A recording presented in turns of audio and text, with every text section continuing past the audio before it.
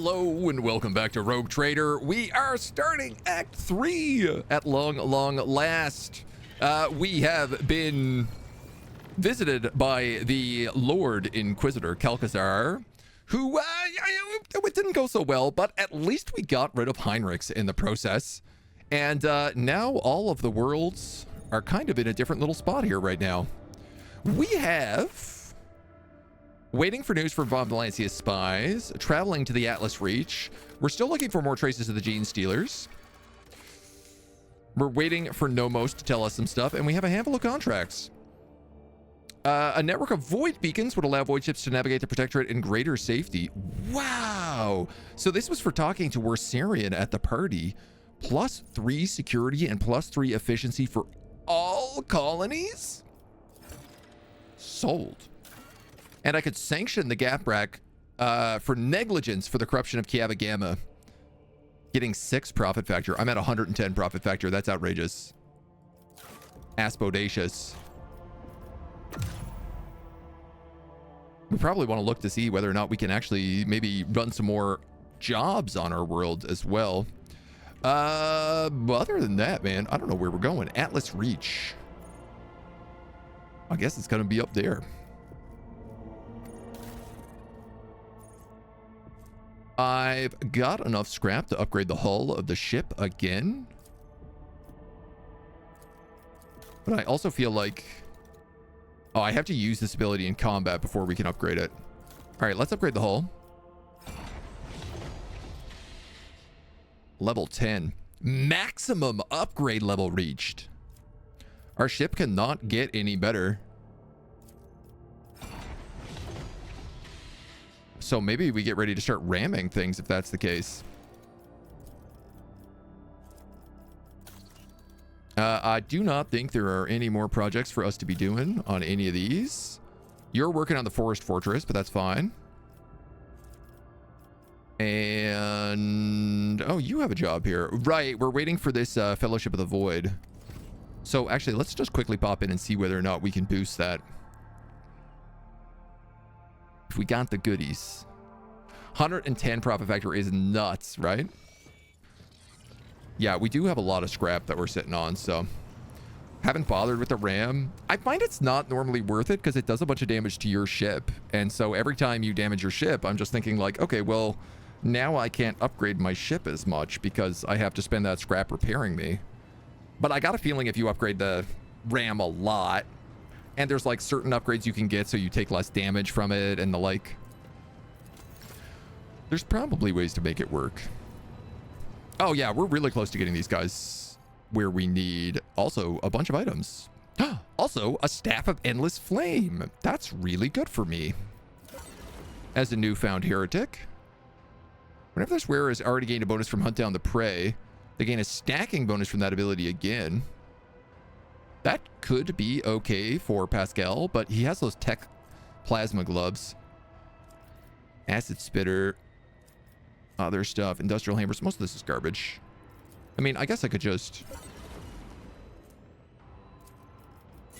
grab it, throw it into cargo. Hold on to some of it. Does anything even cost 110? Look, man, the most expensive thing is 51 profit factor.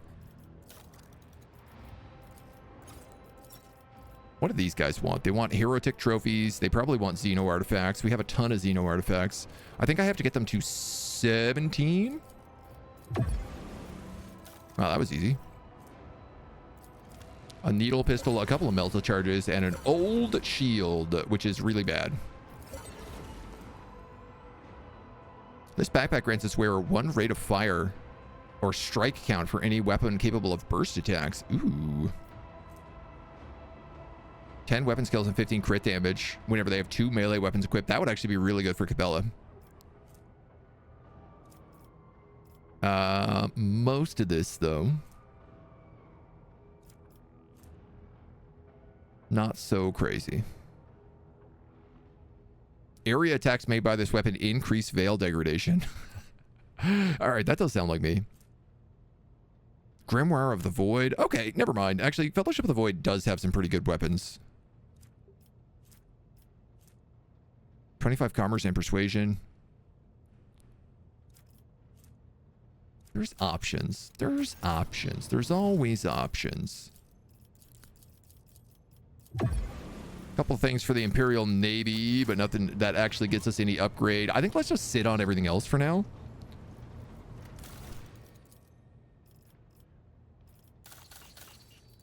And then Vabos can pick up the pirate station. Abandoned void station in orbit around Vabos 6 can be turned into a secret den for pirates.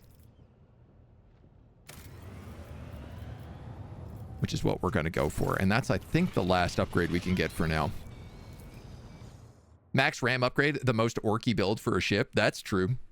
It also feels like the most dogmatic build for a ship, because I feel like dogma characters would just be ramming ships all the time.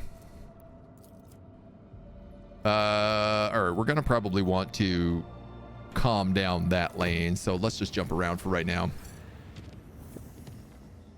Did we lose the gear that the Inquisitor had? Great question. If I have a Biomancer staff, the answer to that should be no. Charge staff, Biomancer staff. So I think we're fine.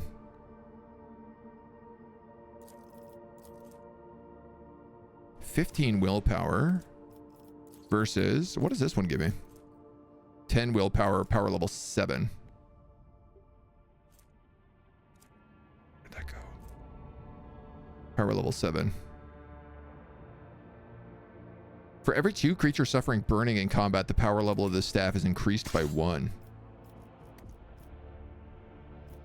Ooh, I like this staff.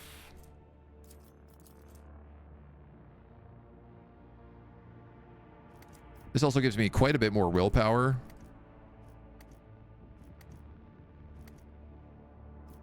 I get better coercion and parry if I use my force sword. But, I don't know, man. We'll see how it goes. We don't have to let everybody know I'm an unsanctioned psyker. Not yet, at least. Heinrich's also had really good armor.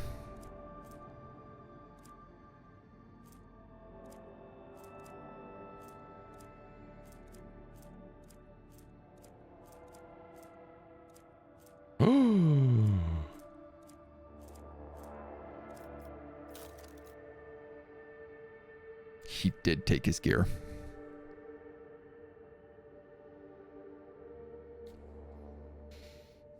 I mean, I don't think I'm ever going to have 55 strength, so I can't wear the armor he had anyway. But he had the Battle Psyker's chestplate.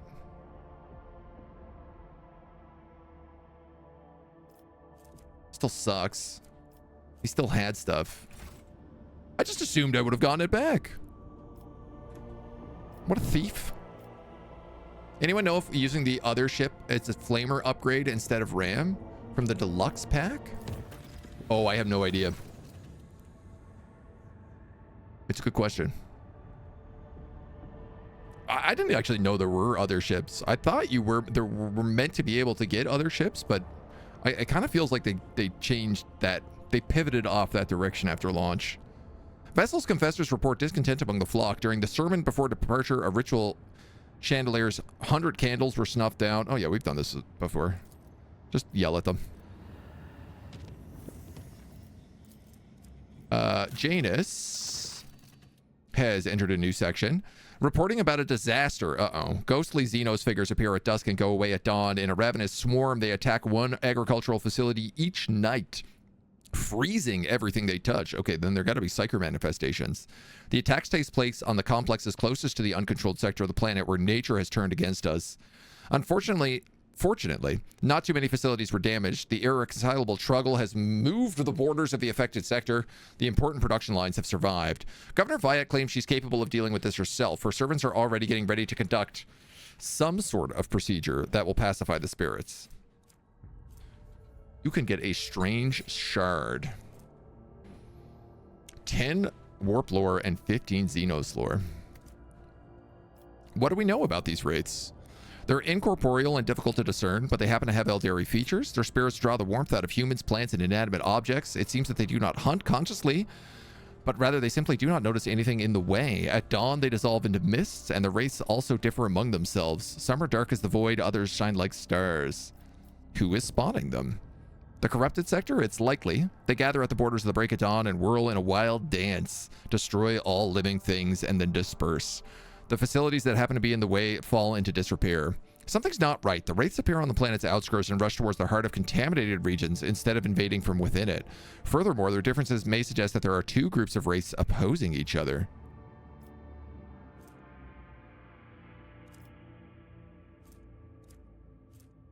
What think my advisors? When dealing with Xenos, one should be prepared for the manifestation of all sorts of ominous mysteries. A whole cast of specialists among cold traders who use rituals to expel spirits from Xeno artifacts.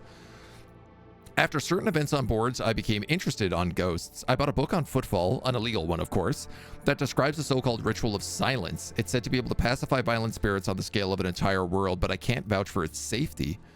Instead of relying on wicked ways to solve the problems, it would be better to turn to our good priests. A spirit drape.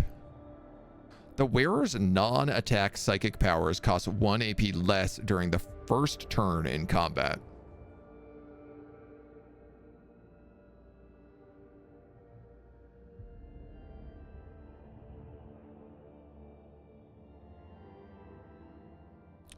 Oh, so this would allow Adira to buff everybody on the first turn of combat at no cost.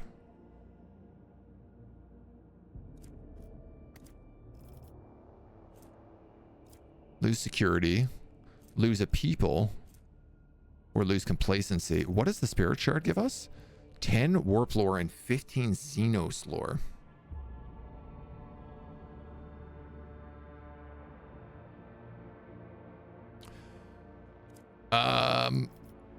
I have so much profit factor that I'm kind of inclined to take the spirit drape. I think it would be really, really good for Adira. I don't know. I don't know if this is a necklace or if it's an item, and I can't remember what other items she has. There's a third thing. Oh, mysterious silver. Mysterious sliver.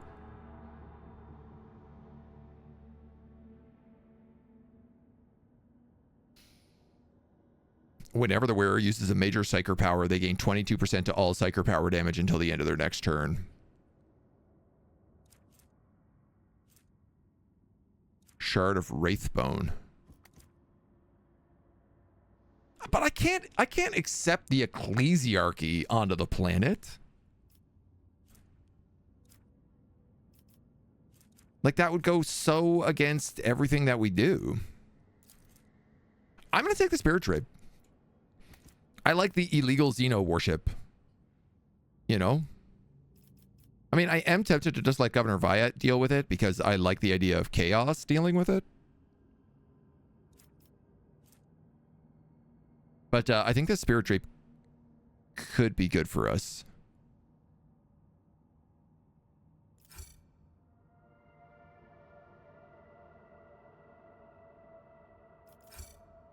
A group of suspicious characters covered in talismans arrive on Janus. After seeing the dance of the ghosts, they conferred and made a short trip into the jungle. They returned later, their numbers diminished, loaded with ancient Aldari obelisks stolen from the ruins.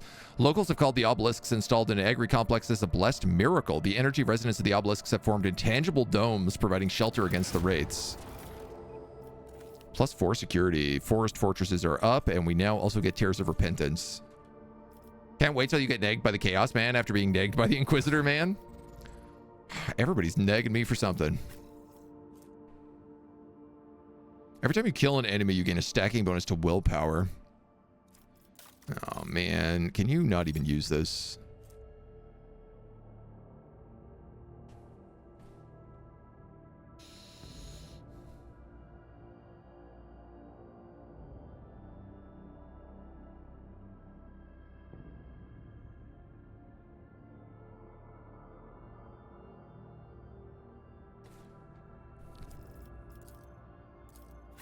What was the other option? The sliver?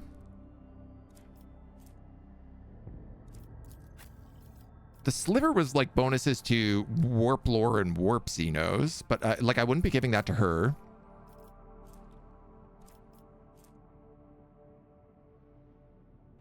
And I wouldn't be giving it to you because you need Imperium and Imperium. Like, you literally are all about Imperium stacking. Why is Solomorn also a dog? Because he's a dog. For whatever reason, he stays a dog all the time, which I often forget about.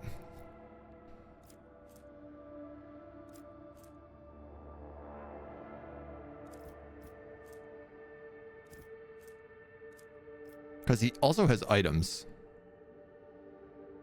2 levels of bleeding. Better blocking. Whenever the wearer moves through a cell occupied by an enemy, they gain 15% dodge against that enemy's attacks. That's kind of good for Cabela, but not as good as inertia boots. Those gloves, though. Whenever the wearer is hit, the shield gains 5% block. Give that to Abelard.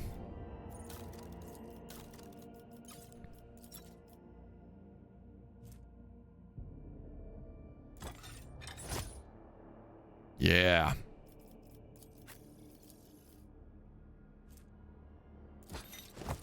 You can just take those. Would that backpack be better on you? Yes. Jay. Where are the backpacks? Range attacks inflict 0 levels of bleeding. Armor penetration divided by 5.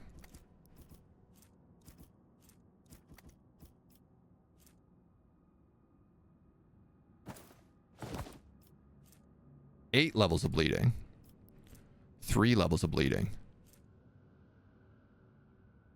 I feel like a Melta adding 8 levels of bleeding is pretty good. Certainly better than the other option.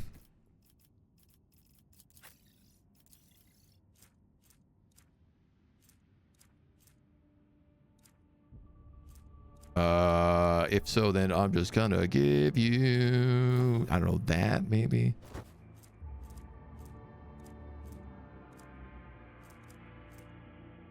I could give you the fire extinguisher.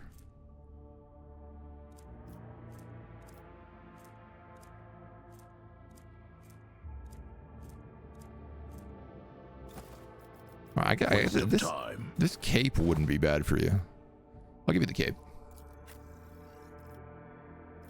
That new sniper rifle for Jay.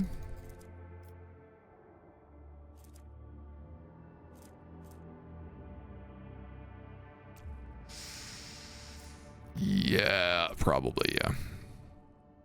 30 to 45, range of 18.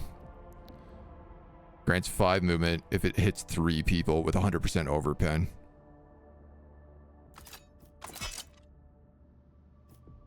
Yeah, and it's an Eldari weapon, so she can actually use it. I mean, most of the time she's going to be using this shotgun, I'm pretty sure, but we'll see how we feel about it. Let's make this system travelable. Take all gear from every companion who stays on the ship and is supposed to leave/die. She doesn't really have anything of value. Honestly, I kind of forgot that she was here.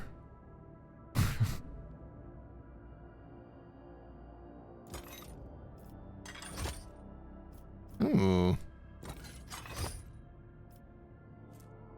Yeah. Here's the thing. There's a bunch of, like, Eldari gear I have. So, like, nobody else can wear that but her.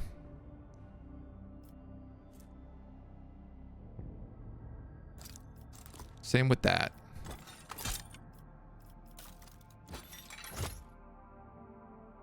So I might as well just, like, give her these. And then I think I don't know, probably leave her at that.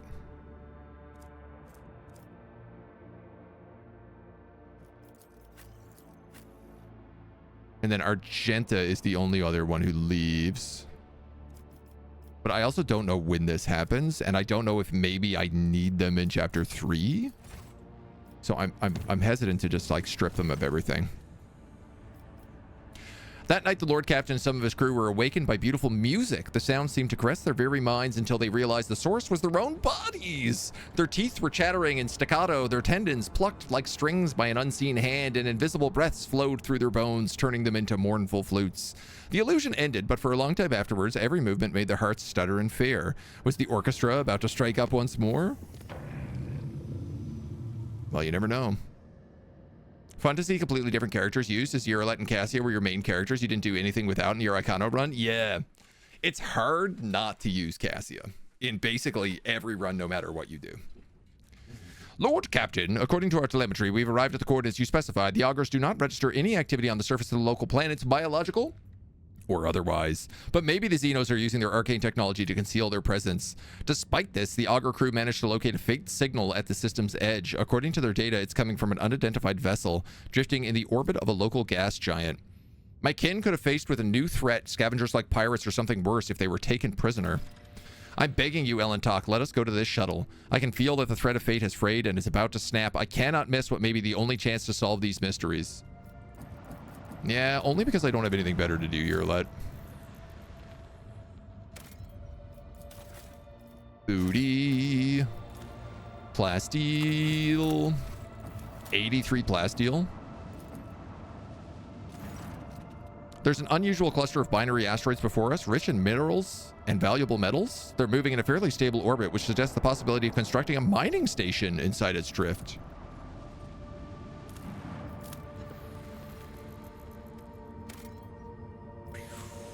$12 adamantium?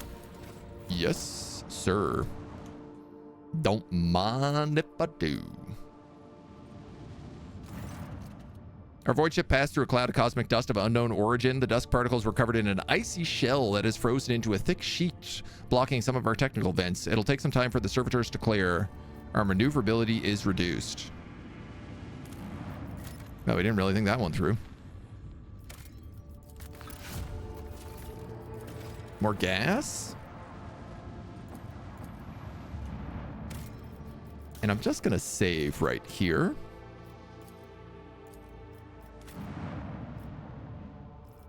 I don't want to take your lead.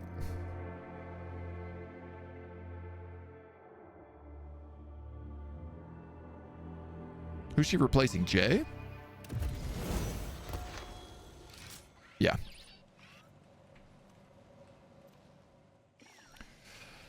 All right, here we go. I tread a path unexplored. Here we go. The lanky, haggard-looking officer with sunken cheeks stares at you in fright. His body is shivering as if from a feverish chill, and his eyes are darting back and forth anxiously. Your lordship, rogue trader, what brings you to our humble ship? Stop shivering like a leaf in the wind, monkey. Answer me. Have you seen others in this system? If you have, tell me when, where, and under what circumstances your paths crossed and diverged afterwards. The officer's eyes widen at the sight of Eurolet. His face grows even paler than before, and his lips move in a wordless prayer, unable to utter a word in response. Adira flinches as if from a blow. She turns her head and with unblinking eyes stares at Eurolet. Red, where are you going? Where are you going? There's no path. You only think there is. You only think. How do you know that I'm a rogue trader? Adira lets out a piercing shriek. There's no red, there's only marsh, and underneath it, rings. Black dragon rings. They've already encircled and broken you. They're encircling you. The officer swallows, gives you a strange look, and then closes his eyes. Emperor, forgive me.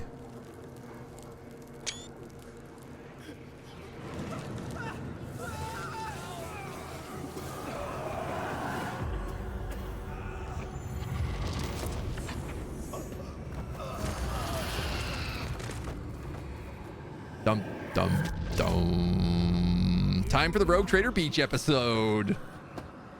I'm beginning to think that your kind is eager to step into our snares.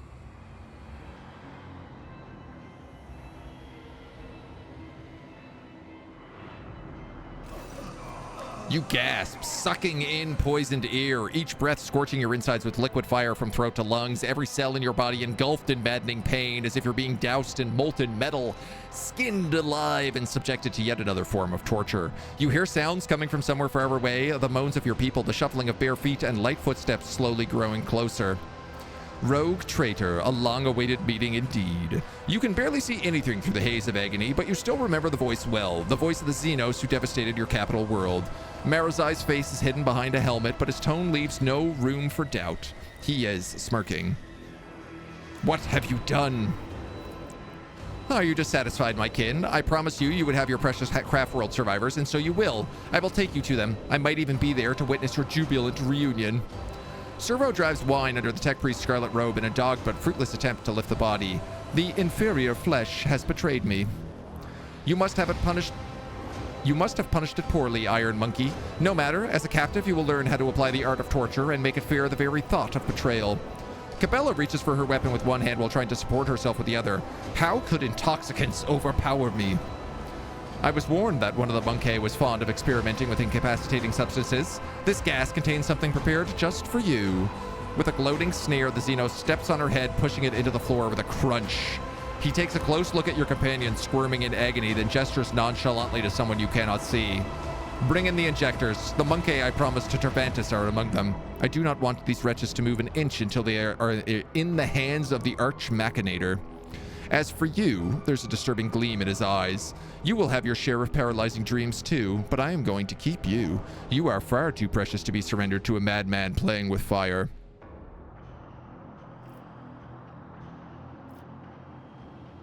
Urilet, you deceitful wretch! She tries to respond the best she can. Muster is a tormented groan. What a display! Did you truly put your trust in my cousin? Did you think that between a monkey and her blood brother, she would choose you? Remember this and never forget it. You are an animal. When we have no need of monkey, we use you. When we require something more, we turn to our equals, just as Urilet turned to me. His last words fill your head like a deafening echo on a ship's siren. The gas creeps deeper into your lung, eating away at them hungrily as the agony spreads down your every limb. You are suffocating. Are you enjoying the sensation? I had this poison made just for you. Who could have thought that a monkey would one day learn such an honor, a special gift from a Drakon? But you're suffering. I knew the taste would be exquisite were I to add a touch of the Drukari's talent for extracting anguish. However, there will be time for that later. No matter how I wish to play with you, one after the other, I need you for a purpose, rogue trader. Commorragh awaits you, all of you. Mandrakes, take them. Leave none behind.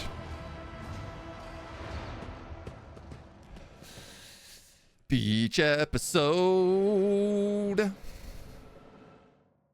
16 hours and 40 minutes have passed.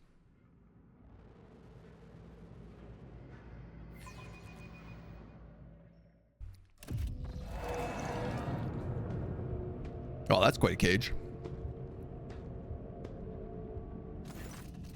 Your consciousness emerges from an ocean of darkness and nightmares, as if someone's powerful hand reached into the depths and brought you into the light.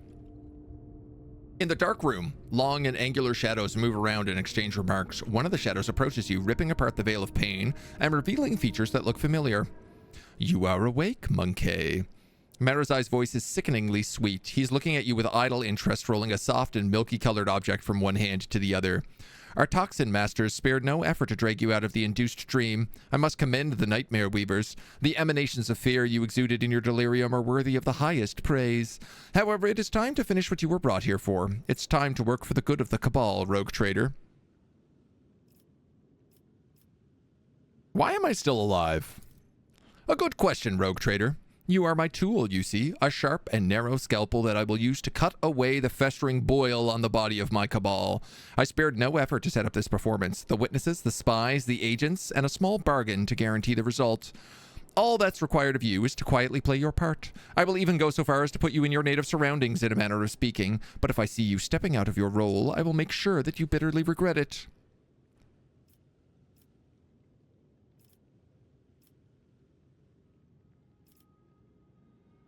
I might be able to play my role better if I knew what it was.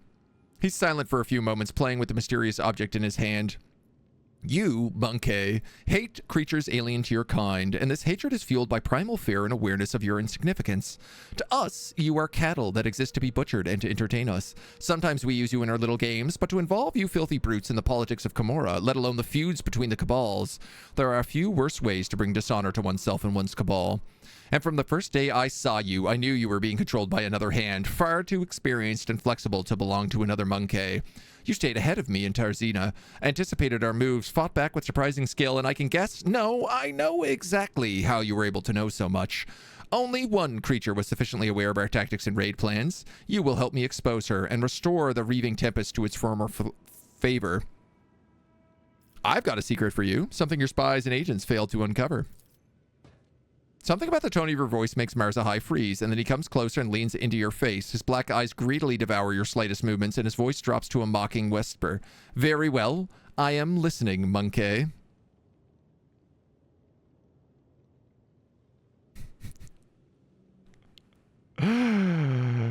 Muster your strength and flash a dazzling smile. Poor fool, you were so easy to deceive. The slender fingers in the Cabalite's glove clutch at your face, the claws leaving deep scratches on your cheeks and forehead. The edge of a razor-sharp blade presses at your throat. Marazai furiously hisses something incomprehensible, but then he releases his grip, suppressing his desire to kill you on the spot with an enormous effort of willpower. The Drukhari gestures to one of the shadows near you, and your head is forced backwards. He brings the hand holding the strange object closer, and you manage to make out a translucent, glossy skin, bluish, pulsating organs beneath, and a little head with serrated jaws. Before the Drukhari pushes the larva into your face. Oh my god, is this the beginning of Baldur's Gate? Oh, we're getting Baldur's Gates. Carouse test failed. Surprise, surprise. I rolled a 0 on this test. That's rough. Sensing warmth, the creature springs into motion a moment later. As if blindly poking your skin, it discovers your nostrils and rushes forward, stretching the skin and tearing through the mucous membrane. Unbearable pain overwhelms you as the larva begins to force its way through the soft tissues and cartilage, each of its movements causing a crunching noise to reverberate through your skull. The creature greedily bites its flesh and moves ever upwards, past the bridge of your nose, past your eyes, and then something alien invades your consciousness. Darkness clouds your eyes, but the sensation of an alien presence does not relent. This is not a conscious mind, but something primitive yet unbelievably strong in its unknowable pursuit. It's crawling around in your thoughts, scratching them with its sides and changing their shape. Perhaps all of this is just a bad dream, a quirk of the intellect, exhausted by endless troubles. A calumny of the mind. Calumny? Of the mind. I've never seen that word. Too weak for the burden it was made to carry. A stray light dawns at the edge of your perception.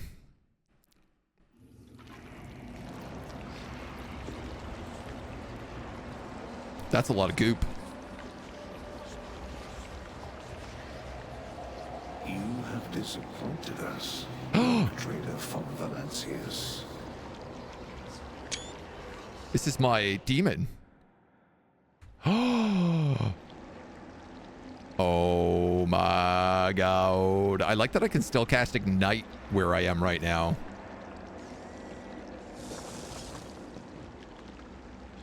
Lord Captain, we received an astropathic message from Dargonis. Achilles Scanner reports a Xenos rage against a merchant ship and the Gartrafall Calamity.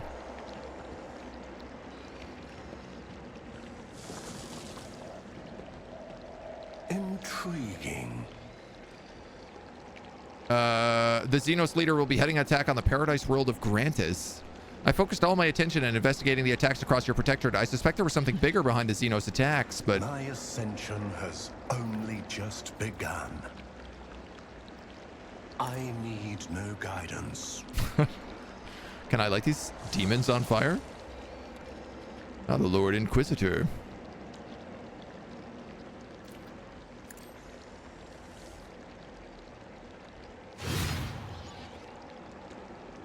Embrace true I'm going to power. ignore you, any minor liberties that you esteemed rogue trader may have afforded yourself. Oh my god, the ship is just like full of blood.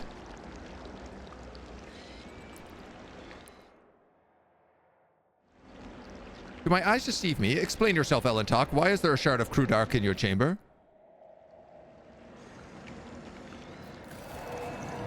You are accused of consorting with Xenos, betraying the Imperium, and neglecting the interests of humankind. I did all those things, yeah. Super guilty. Pulsating strands stretch from under Cassia's headpiece, one wrapping around her neck when the others drain her lifeblood through her weeping eye sockets and mouth. The world will bow. Is Nomos okay? Wow, this is quite the fever dream.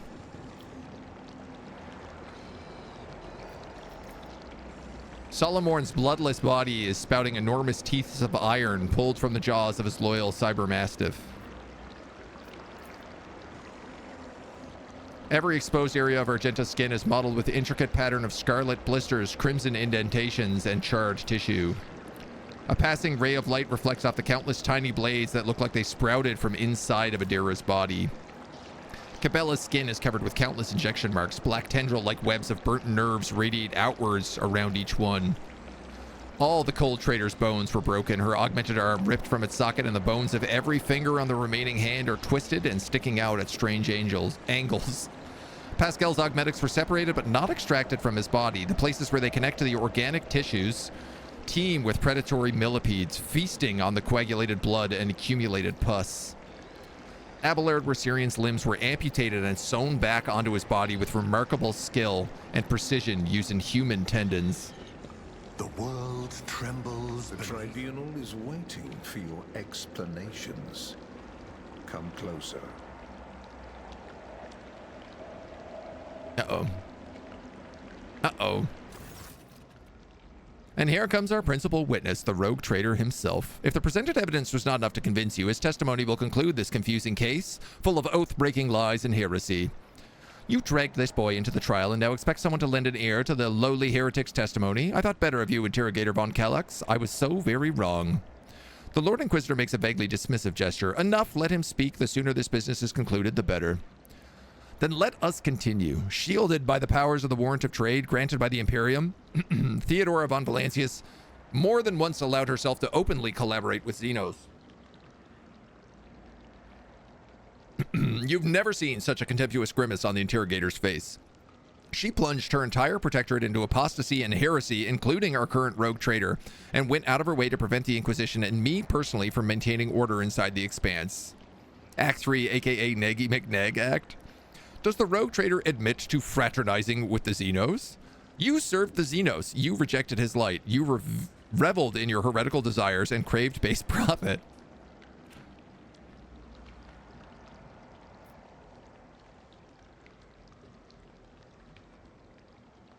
Wait, something's wrong. Why are you all here and where is Marazai? What's happening? The words fly from your lips, but their meaning belongs to someone else. I plead guilty. It was amusing, but the joke has outstayed its welcome. It's painfully obvious this heretic is dancing to your tune. His word against mine. You lost before you even unsheathed your blade. You need not worry, dear Lord Captain. It was not my intention to bring up unsupported claims. The rogue trader has often been accompanied by a Xenos companion. It's true, the Xenos Hierolet was one of your retinue. And though the warrant of trade does allow one to grant sanctions to individual specimens, what is this if not the confirmation of the von Valancius' family's loyalty to the enemies of humanity? Look, I was gonna get rid of her, and then chat told me that I could sacrifice her to Slaanesh if I kept her around, so I kept her around. The rogue trader's ties to the Drukhari. You served the Drukhari. You did their bidding. They helped you survive. Without your masters, you would be dead. A different subspecies of Eldari is just as obvious. Who else could help him divine the carefully prepared plans if not the other Drukhari? Biggest Turg von Valancius always ended up in the location of the next raid, knowing for certain where they were going to strike. I do have points in Iconoclast here that I can use.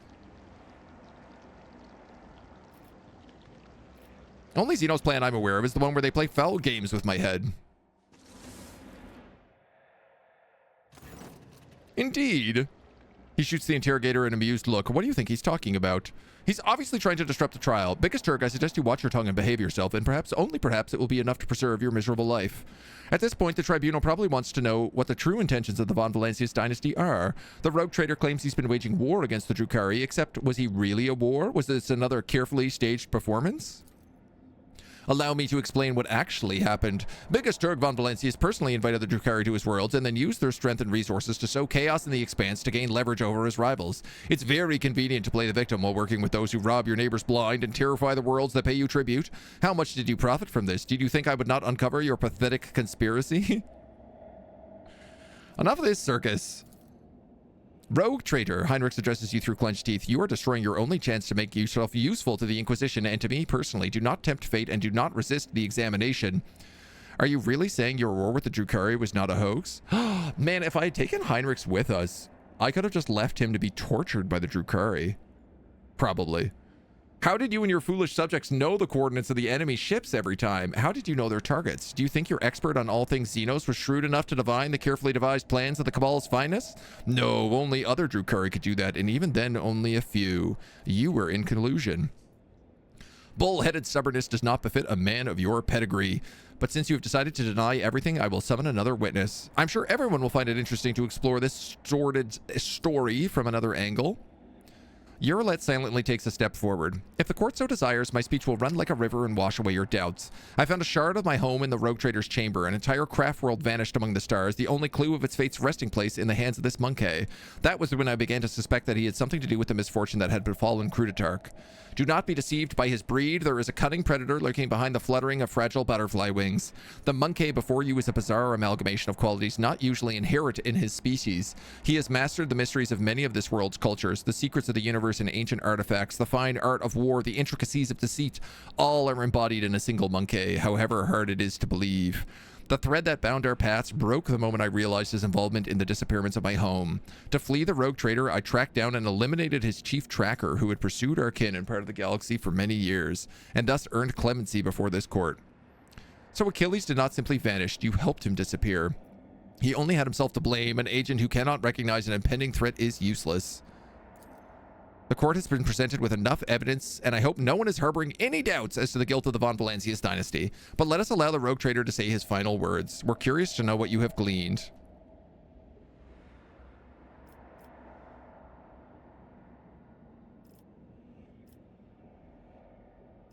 I'm nothing but a puppet in this charade. You try to push the words out of your throat, but they get stuck in a suffocating lump, choking you. The rogue trader is obviously stunned by the realization Theodora has been using them this entire time to impede me. Enough.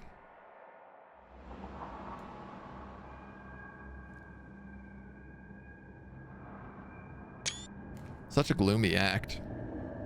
Ooh. That is quite a disemboweled body. There's just so many good screenshots. How do I not take all of them? After the spell is lifted, staggering pain pierces your body, darkness clouds your vision, and nausea creeps up your throat, but the wound you manage to forget soon reminds you that you are still alive. Mazrahai Azriesh, a Drakon of the Cabal of the Reaving Tempest, first blade of Lady Yimaris, eviscerator of Eladrius, blaze of the Barkad Kingdom, and slayer of Corosius the Pale. The commanding, inhuman voice tears you from the vice of agony, and you see the silhouette of a Drukhari whose very presence makes your innards clench. How dare you come before the Council of Archons in the Dark City with this lesser creature? Look at the female Drukhari. The Xenos look menacing. Look at the guy on the throne. Actually, look at Mazrai. The triumphant grin erupts on his face, but the Xenos remain surprisingly composed and does not dare interrupt the speaker. Urilet absorbs every word, occasionally wincing in pain and covering her weeping wounds. Her posture and gestures are full of tension, like prey cornered by a pack of predators. She shrinks under the hungry stares of those around her. One half of this guy's face is hidden with a golden mask and an intimidating visage. The other half is showing a maliciously sharp-toothed leer. The Xenos' elaborate armor is decorated with skulls and patches of human skin, impaled on countless blades and hooks.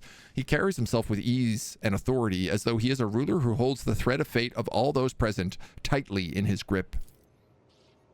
With the mightiest respect, mighty Nazarai, Archon of the Cabal of the Black Heart, first among the chosen, voice of the Overlord of the Dark City, bringer of demise, and conqueror of 100 worlds. Nazrakai dismisses Marazai like a bothersome fly. The Council of Archons has heard enough platitudes, Drakon, and no longer wishes to. Sly intrigues, ruthless chill, to jagged ice turns lips and tongues to breath, all to rice? Of vitriol verbose, the cut and thrust keep time and fate's own machinations grave, but whose deft footwork leads to naught but dust. While from its brutal finish none can save this play, the puppet master granted me through murky stalls a path obligingly. The Puppet Master. Has the Vect himself invited you to this chamber? The Archon chokes on his own words, but quickly regains his composure. No matter, you may be our guest, Arabenian, but you are merely a spectator in this performance, and spectators do not belong on the stage, as you undoubtedly know. Do not interfere. Surprise Harlequin. A shadow in the shadows will I be. The stranger presses a delicate finger to the lips of his sorrowful masks and says in a twinkle with his eyes, apologies for the Discord noise. That was me. That was not you. Look at the Eldari who interrupted the trial.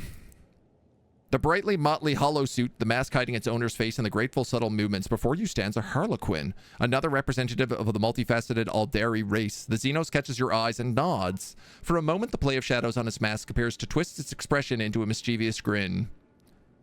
Recall what you know about Vect. You've heard many gruesome tales about the atrocities of the Drukhari, but the cruelest and vilest always involved Asdrubal Vect, Archon of the Cabal of the Black Heart, and Supreme Overlord of Commorragh, the most dangerous of all of his dark kind. Great. Vect himself invited you to the chamber.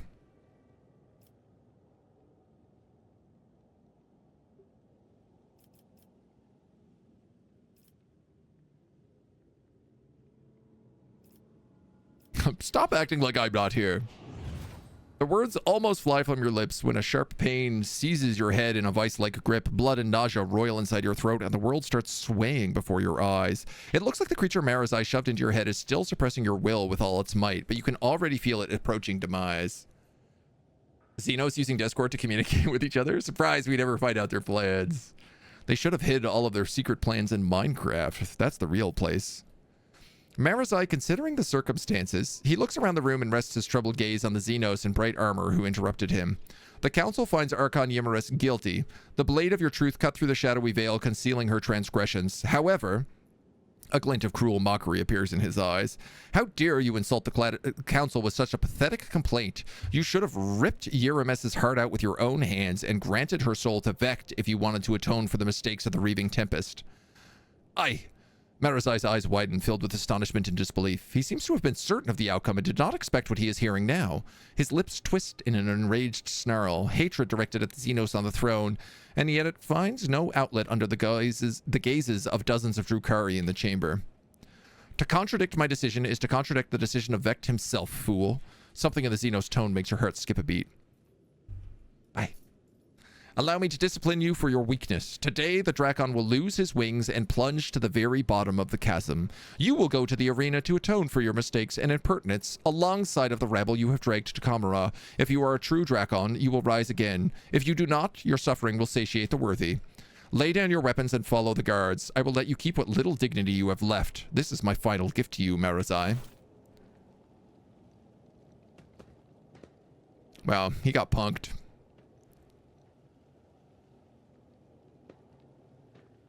So, you're just going to let us go free then? He nods in satisfaction and makes an unfamiliar gesture. The guards draw closer to you. Let us return to you, Yimarus. The Harlequin's laughter interrupts the Archon and echoes under the vaults of the chamber in a resounding baritone.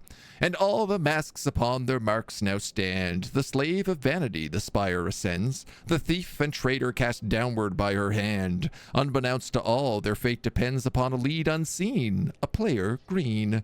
The Harlequin leans forward and eyes you with genuine interest.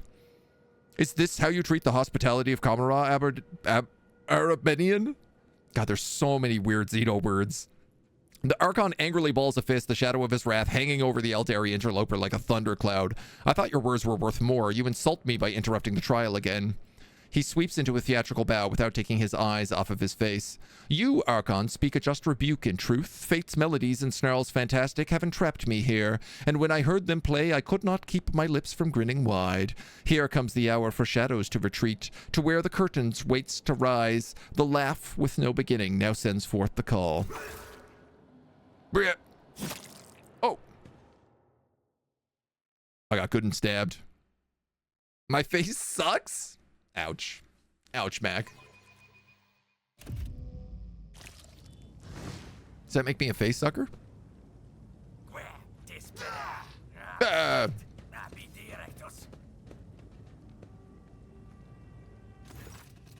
The world is an impenetrable haze of warm pain. You lie motionless. No, you rest in the murky gloom, slowly dissolving into nothingness. Sometimes your repose is untroubled by unpleasant and persistent tremors coming from the place where your legs used to be. You do your best to ignore them. Away, you vultures, this is not your prey.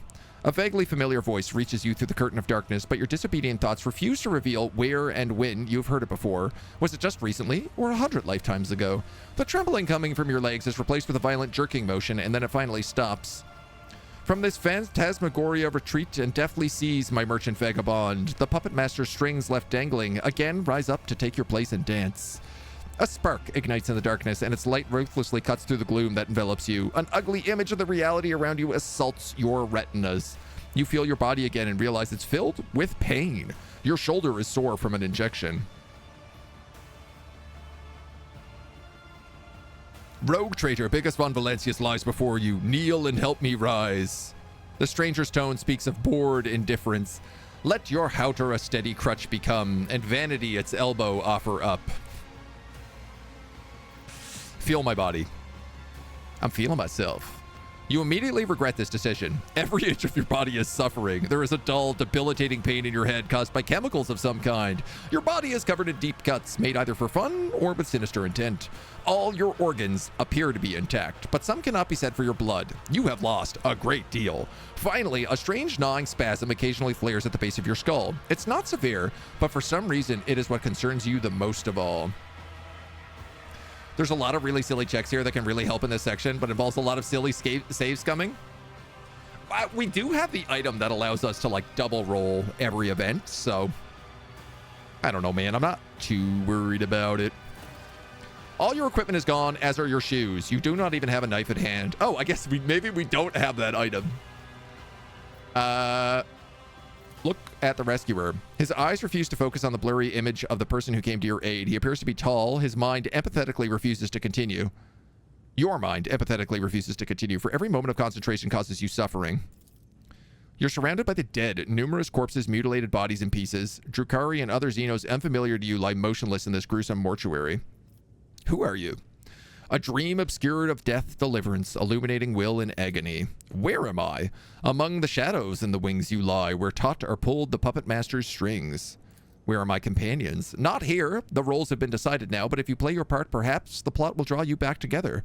Or to doom. He laughs. This overture inverts the final lines. The merchant's time to tread the boards has come. Embark you now upon your pilgrimage and take my parting gift, a humble prop. A gift from beyond the grave. An unremarkable and weak pistol. The engraving covering its surface is far more valuable than any meager stopping power it might possess. The engravings covering its surface. Attempt to rise. You have commanded multiple planets and millions of lives for your former life. But in this new reality, not even your own feet will obey you. As you punish you for your arrogance, your disobedient limbs send a sharp jolt of pain up your body. Pray to the warp gods for help. For a moment, your prayers go unanswered, and yet something does reach your tortured consciousness after a while. The familiar feeling of an alien presence descends upon you, but when it speaks, the voices are barely audible, as though you're separated by dozens of thick walls. Sheltered in the web of souls, thirsting, give them to me. Look for the signs, opportunities, break down inhibitions, destroy barriers. Find the stifler and destroy it. Let truth permeate the dark city once more. Help you. Your bare feet feel like they are stuffed with rags and refuse to obey. You have to draw all your willpower to suppress the rebellion and stand upright. The pain that engulfs your body makes you question the wisdom of this act of defiance. Pain, exaltation. Any damage dealt by this character is increased by 10%. Yeehaw! We're still a psyker, so. My face is a gaping orifice dribbling out of subpar Canadian maple syrup. I'll take that. Weak pistol, your nickname in college? Well, we might as well take this gun. Look at our good drip, though. Our natural drip is, like, pretty great.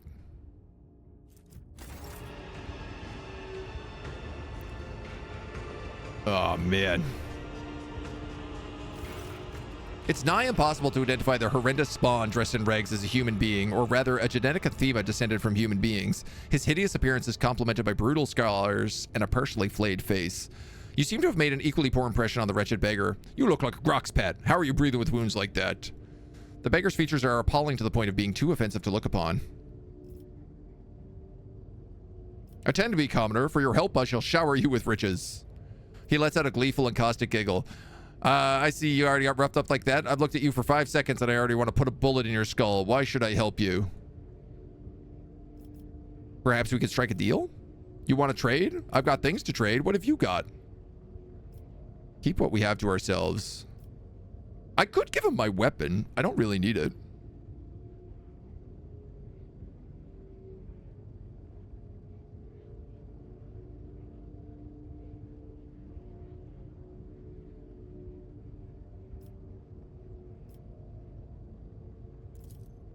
I got one of those, and mine is better than yours. But mine is worth more. You could fetch a good deal for it later. Deal. My baby for your pricey trinket.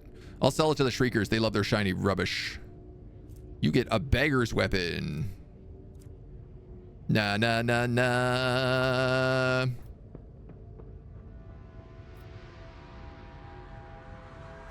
This is a robbery? You're quick on the draw, but so is your opponent. You both stand still. The mutant smiles. You sure it's worth it?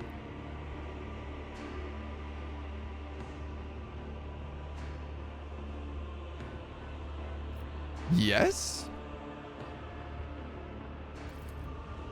The beggar's face contorts with anger. With a surprising strong kick, he knocks the pistol out of your hand. You latch onto his hand, and the would-be gunfight turns out to be a fierce struggle.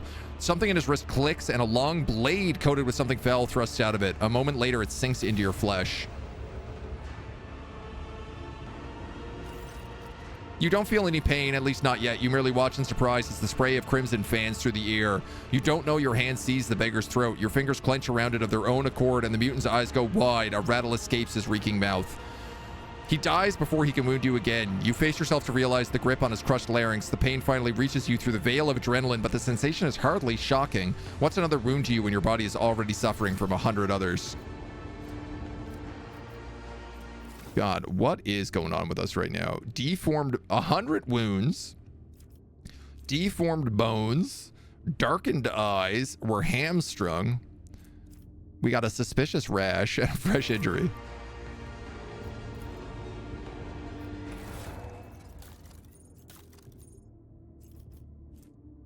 Beggar's weapon. Let's seize. I mean, I just thought I was going to light him on fire. It was what I was going to do.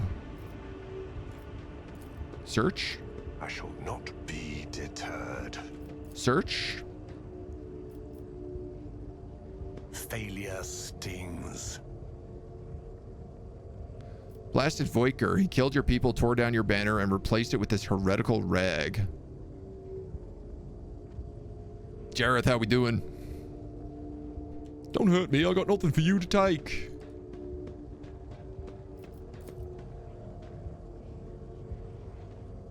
Triumphant as always. Drugs. I'll take them.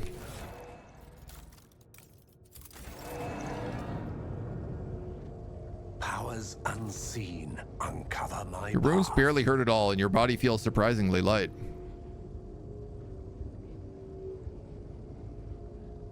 Are you sure about that?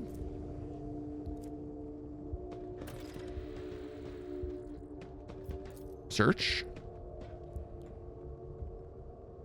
Ah, a bitter taste of defeat. Search. If you surrender to the cough and lie down, it'll be easier to breathe and your lungs will stop hurting. God. We're having a rough day, man. Failure stings. How am I failing so many of these awareness I tests? shall not be deterred. Embrace true power. Whatever the dead have, I take it. Yeah. Lie down. It'll be easier. So I know there's like an item here somewhere that's very hard to get and very valuable. Why are there so many dead people around? Damn you, Voidker. The strange device invites you to put your hand in the depth and press the activation button. I tread a path Probably not. unexplored. An enormous eye stares at you through the portal, or rather the portal is the eye of something enormous. Its maw patiently waiting for you to step inside.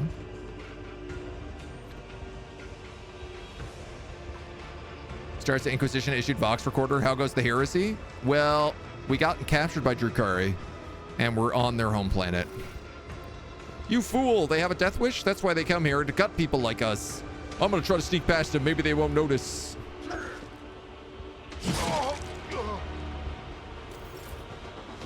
They're hunters, butchers. Perfection. No?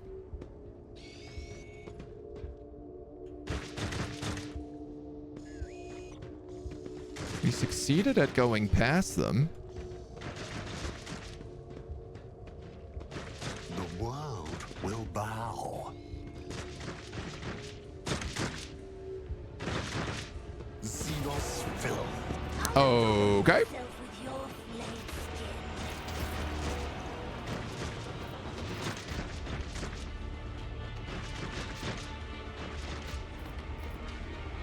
What?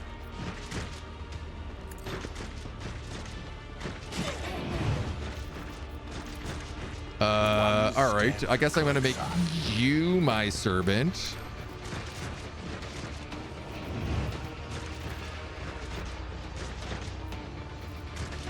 Purpose guides me. I don't know if there's much I can do here for this. I will triumph.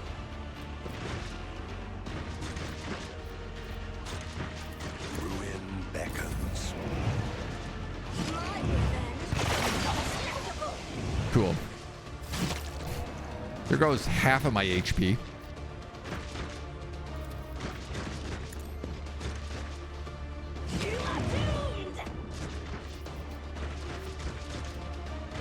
Advanced tracking. Strategic adaptation. Guidance.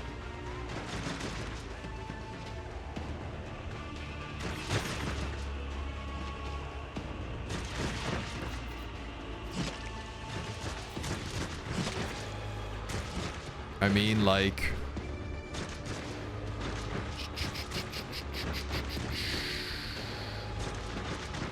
I don't really know what else I could possibly do here for this, so... These guys are going to come cut me up. I die in one hit.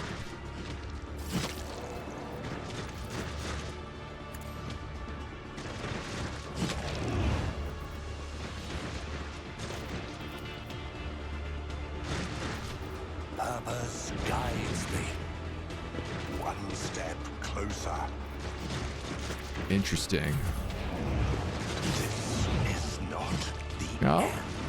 Imperium, embrace me. This is not the end, he says, and proceeds to die.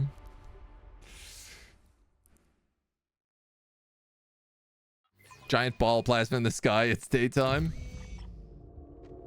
To be determined. We gotta go through this again. Well, at least we get to redo all these searches. A bitter taste of defeat. Ugly beggar. Strike a deal. Give him my weapon.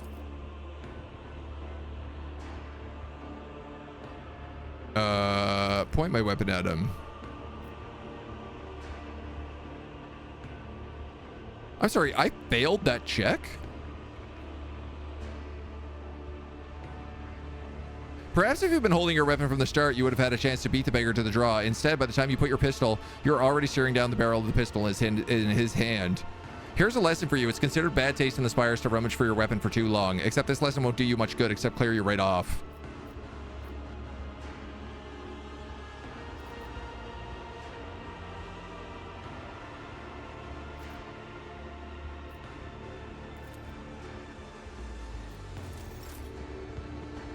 God damn it.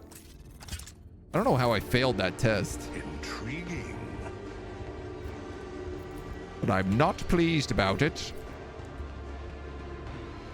Anyone see the science article about how our universe is inside of a black hole? I did not, no. Tell me more. Removes 1 bleeding, burning, and toxin. Heals 1 fresh injury. Can I use that? I have a fresh injury, right? Yeah, I sure do. I'll remember this.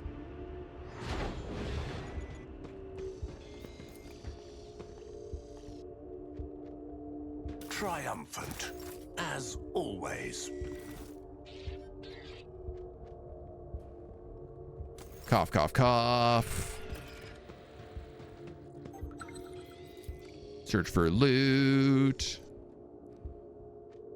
Heretic died. You hate to see it. Our universe is inside of a black hole. All right. That's all there is to it, eh? How do we know this? I definitely want to learn more about this. This certainly interests me. This would explain why no aliens are coming to visit us. This universe and the properties of its most vexing occupants are often recursive, from what we've begun to notice. The world trembles beneath my feet. I mean, it definitely tracks. Predictable. Machine right set. That'll be handy. Guides my gaze. Cough, cough, cough. Perfection. More drugs. Our entire universe, not the solar system. That'd have to be a pretty big black hole, hey?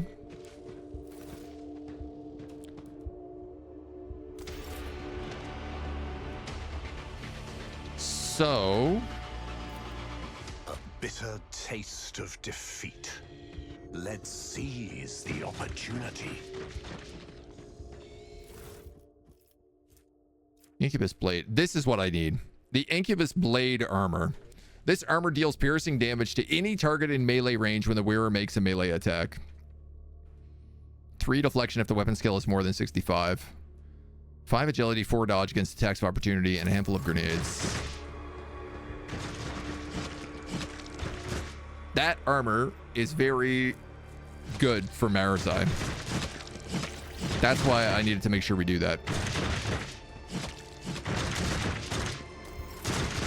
It's a thought experiment they do at grad school. If the black hole had the mass of the entire universe, it conveniently be the size of an observable universe. Fairly old discussion. Uncover my path. Your brave enforcer spent their every waking moment training. Voidker could return at any moment and try to take over the ship. A barrage of weapon discharges becomes Theodora's disapproving grumble. Do you consider that to be the face of a rogue trader?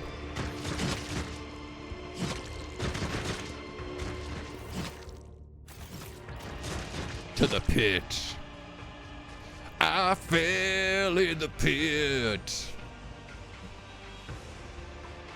By the look of it, we all fell in the pit.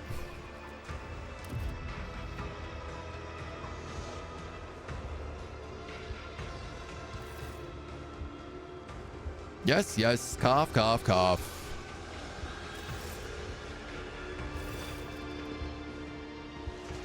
Good day, governors. The den you found yourself in is filled with heavy smoke and the walls are lined with living shadows. The center of the attention is a snake-like Xenos engaged in conversation with a pale, harried-looking Drukhari that pays you no mind, much like everyone else in here. This particular breed of abominable Xenos is unfamiliar to you, but its appearance alone speaks of your vicious nature and inborn wickedness. Haven't we killed a few of these? Everyone gathered here is armed. They all bear scars. Some have fresh wounds. You notice a few humans among them. They clamor in a mishmash of tongues, and their laughter rings with lunacy and bloodlust. The air is thick with the all-pervading sense of doom. The trained eye does not fail to notice that virtually everyone in this place is under the influence of some drug or another. And powerful ones at that. It seems you have wound up in a narcotics den. The leader of this gang is powerfully built. His scale hide is reinforced with engraved metal in several spots. His long tail coils around you, and around his snake-like head swaying gently from side to side. The Xenos is enjoying a state of blissful relaxation, and his companion, the Gaunt Drukhari, is looking at him obsequiously. Her entire body is adorned with hundreds of embedded steel beads and thousands of red injector marks. Your current mind comes from the grav stars that's filled with concentrated vacuums, which is really dense. Gravity is a bit weird with how it interacts with the rest of the universe. I mean, true.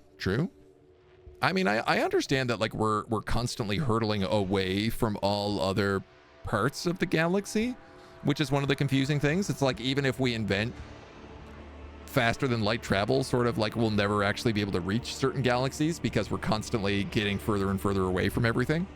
So, you want a snake waifu companion? Don't we all? May we speak? The snake-like Xenos fails to notice your presence or simply ignores you. Iridescent eyelid membranes slide over his eyes, momentarily shuttering them, no doubt a telling look among his kind.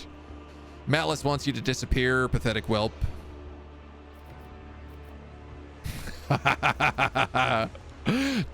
Hermetical. Tear out the Drukhari's throat and start drinking your blood.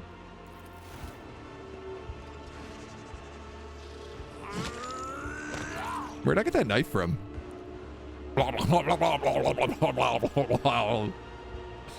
That'll get some attention. Before anyone can react, you seize the scaled Xenos companion and sink your teeth into her neck. A pop and a fountain of scarlet blood gushes over your face while the Drukhari gurgle in astonishment. You greedily gulp down the red-hot liquid staring into Malice's eyes, and you sense warmth spreading euphorically through your body.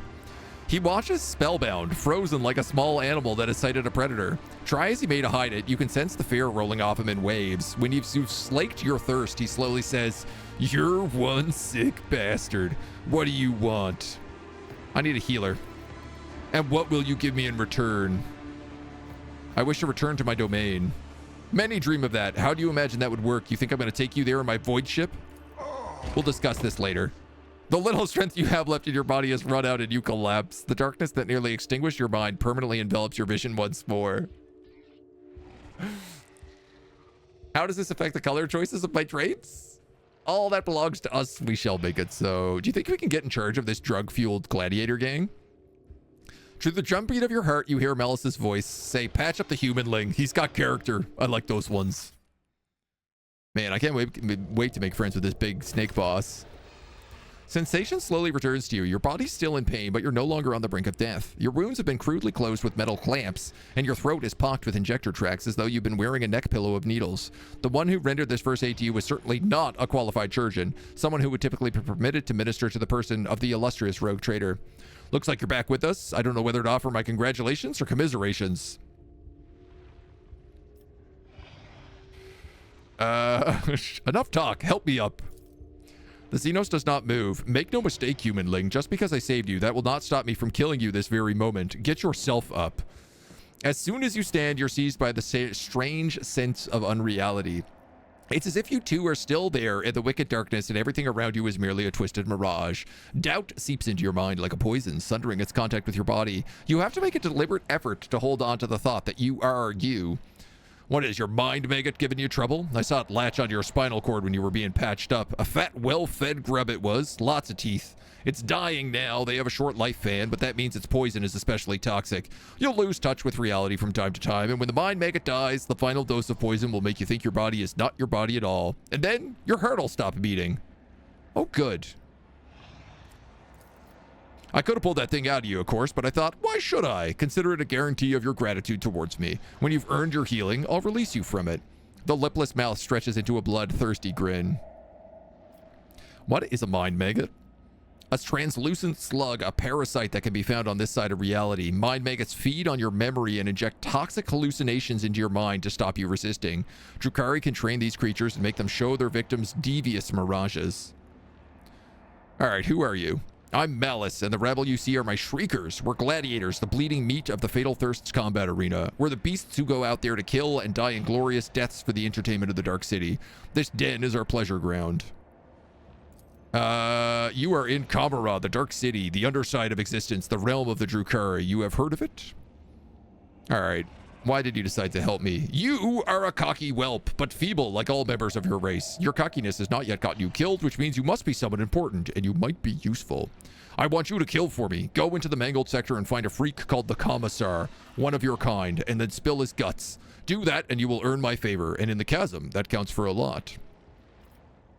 Who is the Commissar? A prisoner of the Drukhari who thinks too highly of himself. Instead of dying in the arena, he is hiding, gathering other slaves, and making pathetic plans to get his revenge. Many of your kind are listening to him. See how few humanling shriekers there are? They used to all come to me, but now they listen to the Commissar and no longer come. The mangled off sector.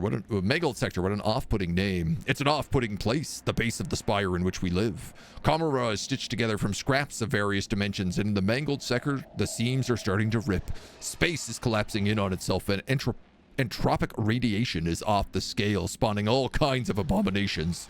The sector itself is slowly but surely turning into nothing. How did we get there? We'll never escape. We'll get out of here some way. Some unhinged humanling went there recently. What did they call him? A Warsaurian? He was old but strong and too loud. His visit probably stirred up the freaks. You should be more careful and quieter. Sounds like our boy Abelard's around. Chat is full of mind maggots. Fact. Truth.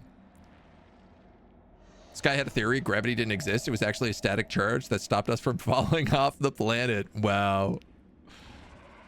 Didn't understand half the science, but he and everyone in the room seemed very sure of it. You'd have to be insane to set a place like that. Insane or an outcast like the Commissar hiding from the hunt. Or you. Why do you want me to do it? I don't want to drag my whole gang into the mangled sector. That place will kill off 3 times more fighters than the Commissar's crew will. That means I need to send an assassin. The fighters know my shriekers, but nobody knows you. Besides, you don't have a choice. I'm gonna need a bigger gun? Prove that you're useful. Do this and Malice will see that you have decent toys to play with, but not before. You can pick something out of the junk pile. Alright, I'll kill him. Bring me his head, and in exchange, I will share my toys with you. You can have this disobedient thing. It refuses to do what I say, so it will either become meat for the arena or allow you to strike an extra blow against the Commissar. What is the disobedient thing?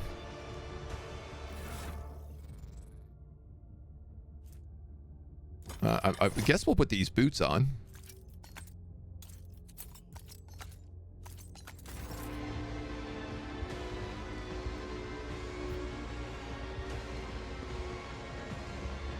That's a very low Medicaid choice. Maybe I find some other people before I do that. True power. Tear in the fabric of space is sparkling with entropic energy, capable of unraveling the threads of matter itself. Ooh, well, the gladiator pile has lots of good stuff. Chainmail and scrap chainmail.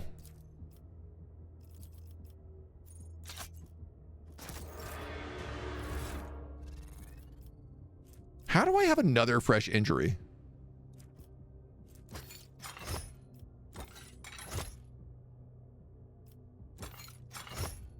I guess that's more my fit. These are identical in every way. Boy, you didn't happen to have a psyker staff in here. A heavy stuber, shurikens, an Eldari long rifle. Ah, damn, dudes. A sword.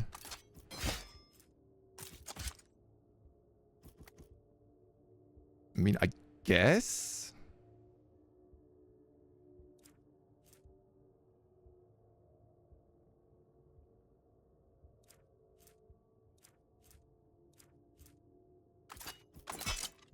And maybe a shotgun on the back. Guess it'll have to be that.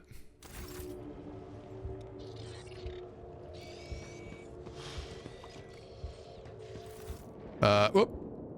A flash of searing pain causes the content of your skull to burst into flames.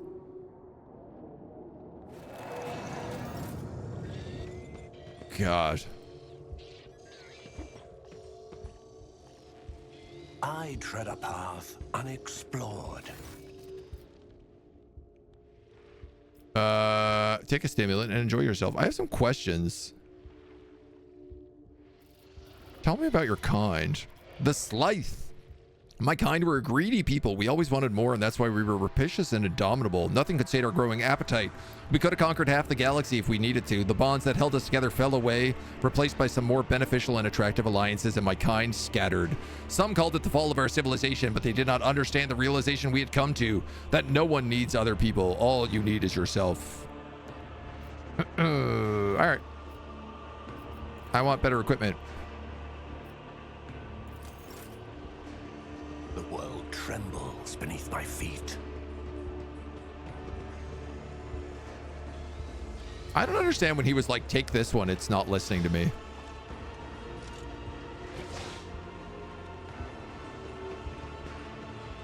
That sounded like I was going to get a companion.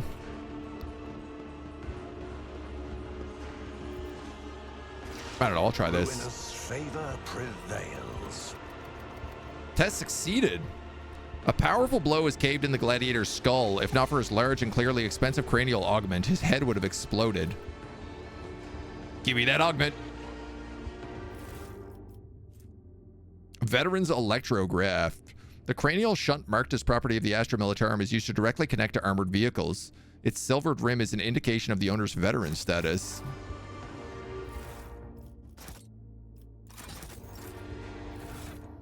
Hello, hello. Directly connect to armored vehicles. Interesting. He also gave me some better armor, which is nice.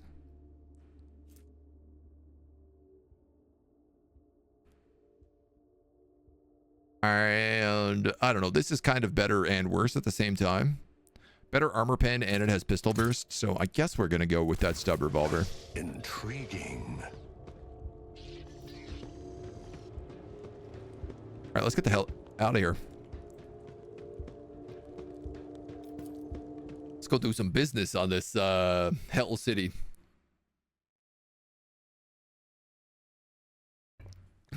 Would gravity be considered a static charge? The fallout of alterations of pseudo-particles that's adjacent to quarks? The building blocks of matters? All right, guys. Let's use less big words.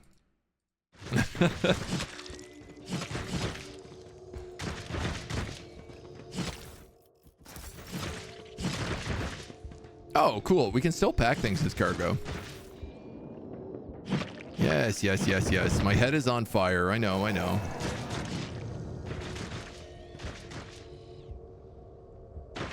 Oh, look who it is. An Eldari runs a hand over the face before turning to you. Her pale skin is tightly stretched over the bones of her skull, and her eyes have lost their glimmer. Her neck is stooped under an unseen burden, and yet you recognize her, Yirlet, your former companion, and the reason for your imprisonment. So I'm really curious, if I killed Yirlet earlier, how would this have all played out? I really want to know. I assume she would have just like found a way to set us up somehow. Ellen talk.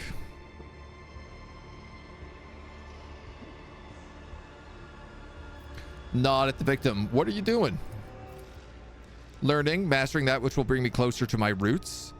The blade in her hand is shaking and her knuckles are turning bone white. To the monkey came for a taste of pain, then you must have patience. Our little guest has so much suffering to extract from her first victim. Your prey is far from empty, Yirlet. Do not hold back. She grips the blade in her hand and immediately winces. Her spirit stone is emanating a red glow. She touches it with an expression of anguish. The suffering overwhelms me. I cannot bear it any longer.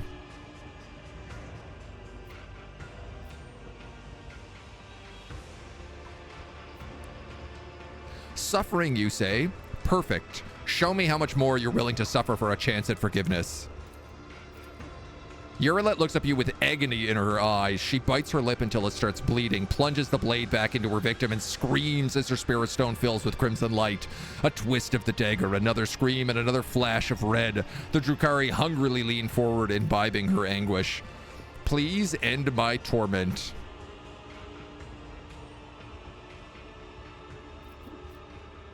Good. Now I'll consider taking you with me.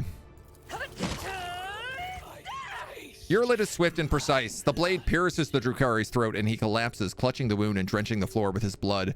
His kin move to draw their weapons but freeze, transfixed by the sight of their brother thrashing in agony. She stares at you without saying a word. Her eyes, clouded with pain, ask a silent question.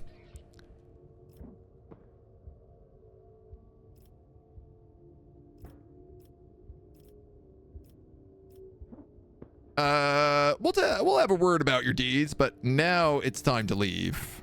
She nods wearily. You are right. Explanations and understanding are now ours to pursue. Your willingness to take me back astounds me, Elentok, and frightens me in equal parts. Asturian, heed my words. I will not fail your faith in me again. Let us walk away from this nightmare that sinks and there stings into the darkest recesses of my savage soul.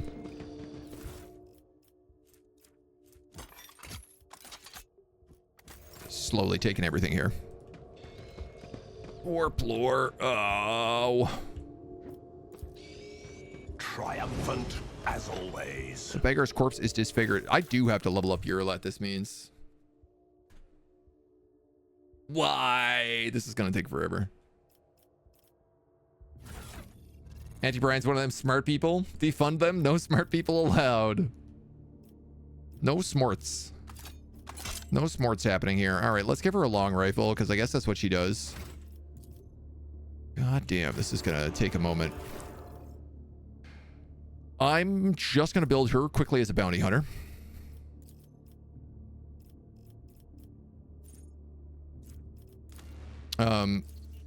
What are her stats? Perception based? She's perception and ballistic skill. She's not agility. She's a little bit agility.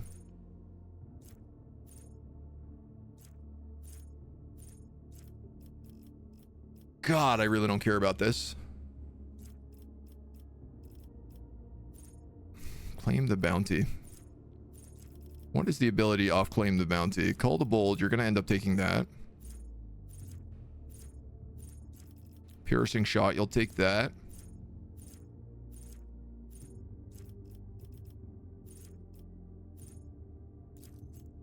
There's the claim the bounty ability.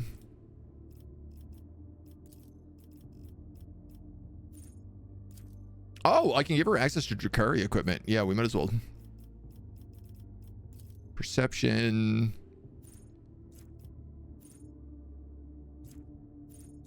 Boo, boo, boo, boo, boo, boo, boo, boo, boo.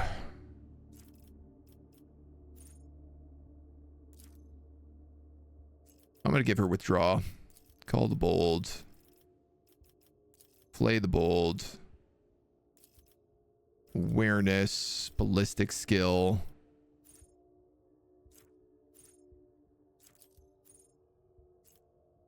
Armor penetration equal to perception.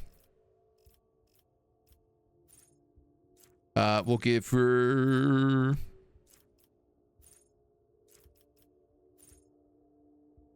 Inspiring trophy. Awareness. Ballistic skill. Perception bonus penalty to armor.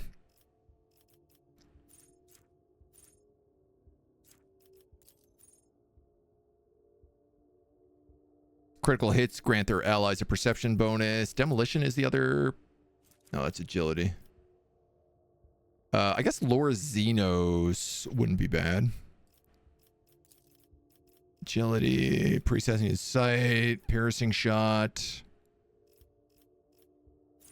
Pierce and ruin, agility again. Laura Xenos.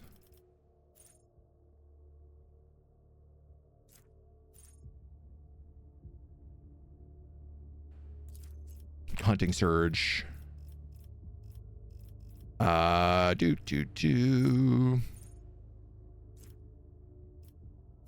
equipment. Drakari weapon proficiency will also give you 300% damage. Exemplar.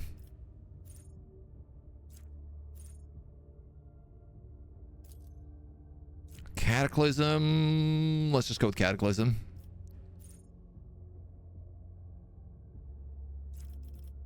Your perception is 10 or higher, you gain AP. Your perception is only 70. Bonuses to half cover is a pretty good one.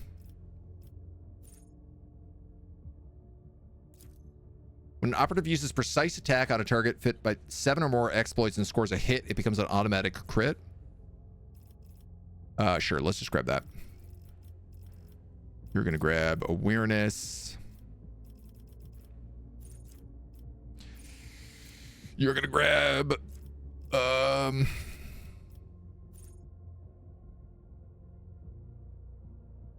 did I not get piercing shot?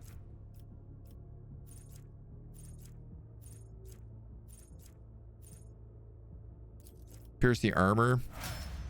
Great. Nice and easy. We'll give her some witch armor. Maybe 110 dodge, 82 dodge. Maybe I'll just give you this Cabalite blade armor for right now.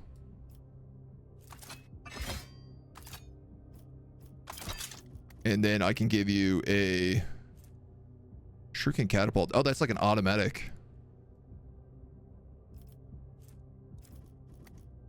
Yeah, sure. Powers unseen Okay.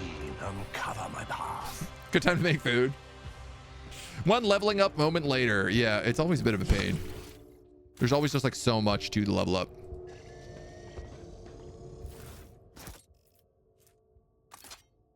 A kniff. Activate the switch. Now, at least we have someone extra with us now, so.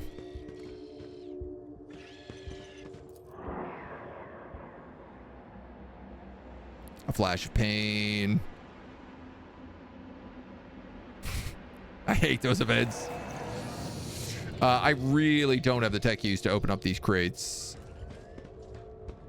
I don't have the tech used to do like most of this. Portal to the arena. Embrace true power. Razor sharp keel of the flying craft glints fiercely in the dim light. Like, I'm assuming I'm going to find Pascal down here somewhere, and then I can come back and do all these tech checks. Oh my god, come on.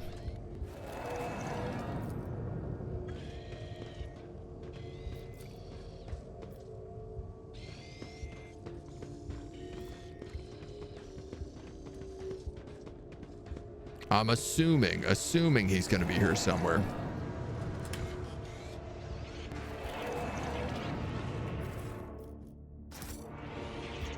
Tech use, goods, teleporter, tech use, goods, whatever this is. As you look inside the device, you feel a slight prickle inside your mind. You're aware of something beneath perception, a nigh invisible crack in the seemingly solid frame of the device. Break the warp stifler. I mean, okay. A pink horror. The beast peers at you with a gaze filled with hatred and thirst. The voices in your head form a chorus that's far more resonant and distinct than the one you heard at the corpse dump. You've taken the first step. Continue on your path, chosen one. Find the place like this one, called the Anatomical Opera. Find the creation of the faithful and create a new breach. Once you've completed this task, summon the faithful and offer them as sacrifice. The third strike will reveal the way to the finale. The Dark City will be rendered defenseless, and you will have your road to real space.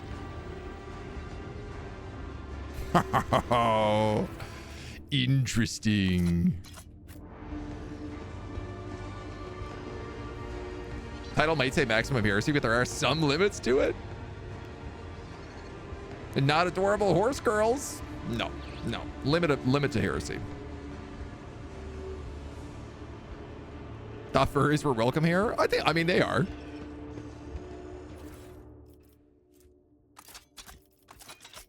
I'm not going to give the furries a hard time. I tread a path unexplored. The Anatomical Opera. Not this way, meat. That's what that guy the pink guy just told me to go in here, though. Can I go, I don't know, this way?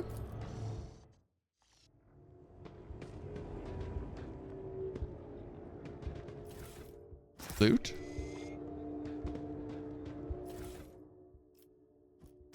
Loot? None are better at searching. Loot? Let's seize the opportunity. A lift to the mangled sector. This profane device is designed to set the elevator into motion only when the wretched victim dies inside the device. All right, well, let's go to the mangled sector then.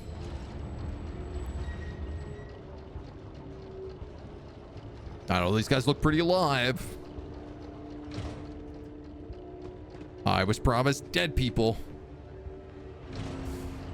Cat girls rule your world, but you never say no to a cute Musumi. Doesn't because you like Skaven doesn't mean you're a furry. Do Skavens count as furries?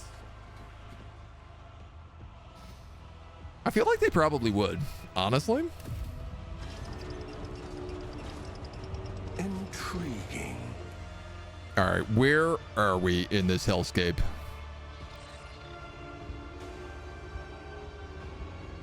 Athletics. Abelard!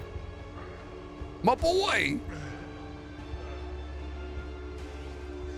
How am I going to get to him if I have to pass an athletics check?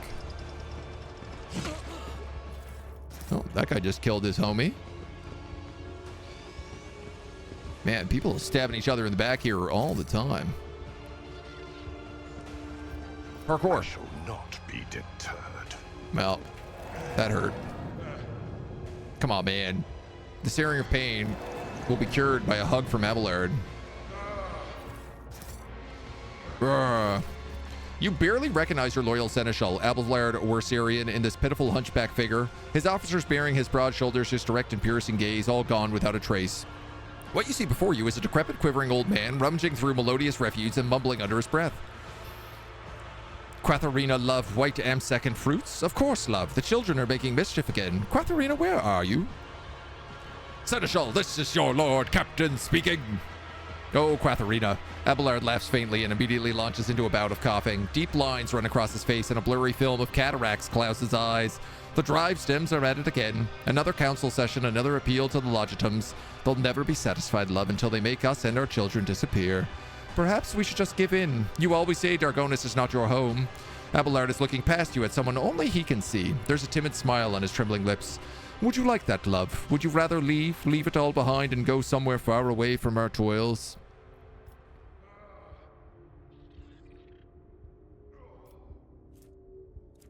Abelard, your family is not here. They are waiting for you. Family? But Quatharina, you are my family and you are dead.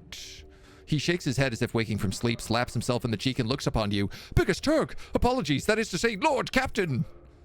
Ah, thank the God, Emperor, death has not found you yet. Then again, given the circumstances, it may be for the worst. Is this damned thing still with us, then? His withered fingers points at Yerlet. There may be no rest for my weary bones. You'll find no rest in this place with me or without me, gray-haired monkey. Who's Quatharina? My late wife, Lord Captain. I think at the time I wandered around here, my sanity may have suffered a temporary lapse, I hope. It appears my mind can no longer stomach the kinds of horrors this place has to offer. I saw her by my side, a different time, a different place. Where are the others? I've not the faintest idea. What happened to you? That thrice-blasted Xeno simply chucked me aside like a piece of rubbish. I went looking for you or for help, and I ended up here. This is where it found me, that thing. Memory fails me. All I can remember is bits and pieces and needles. It pumped something out of me, and it pumped something in. I seem to be in one piece, except for that creature. How should I put this? Its needles siphoned the strength out of me. I feel older by a good decade or two. My word, I think I am older. That could be why I started seeing things. I never thought I'd live long enough to go senile. What was the thing that attacked you? A spawn of nightmares, so ghastly my mind refuses to picture a clear image of it. Nothing but meat, metal, and needles. It feasted on me, on my very soul. It would have devoured me whole if I hadn't gorged itself on another before me. We'll find a way to restore you to time. Pray, Lord Captain, there's enough strength in this body yet. Your seneschal could not be so easily broken. I could just use a brief respite. Let's get the hell out of here, Abelard. Do you keep all your gear? No, even though you were very clearly just wearing all of your gear. In that cutscene.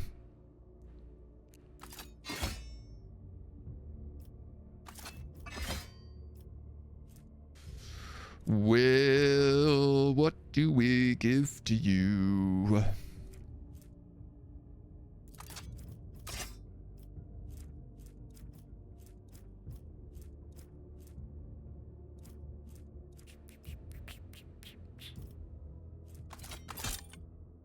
Let's give you a shotgun.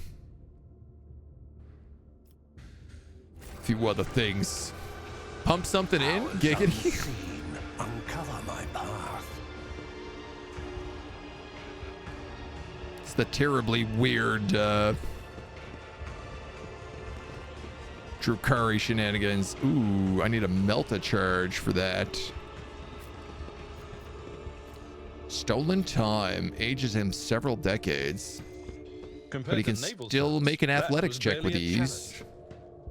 All right, lads, these Umis and these lads are stomping to her. Remember to stabs them where it hurts, and most importantly, stabs them when they's looking the other way. Goblin Big Boss Ball Stabber, boss of anti-brides like Goblin Phonetics. You found your Goblin copy paste? It's a pretty good one. It's always good to do some stabbing. Trembles beneath my feet.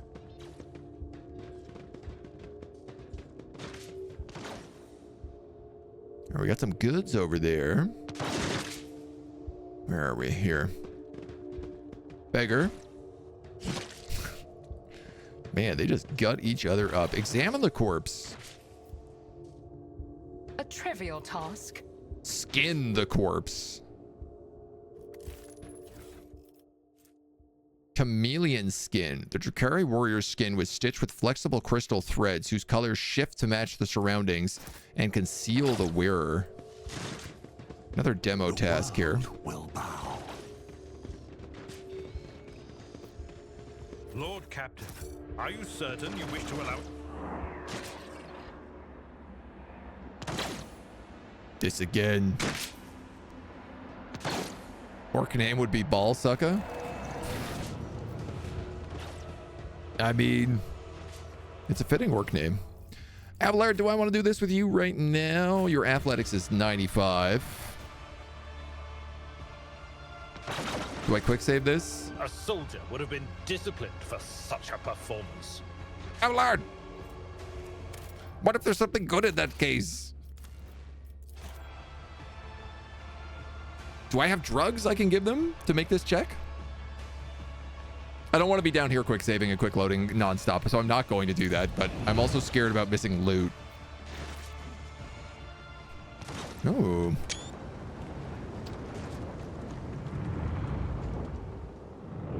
A nice view of the mangled sector.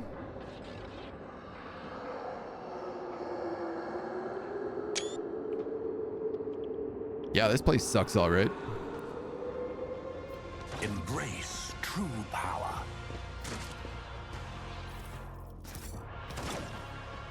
Oh, the commissar.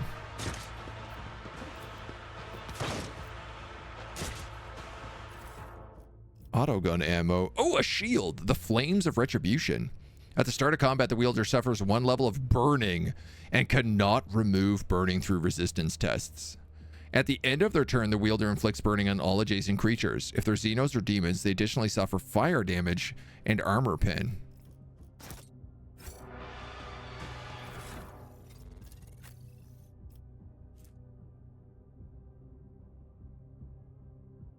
That's really good with like the boots that make it so you aren't on fire.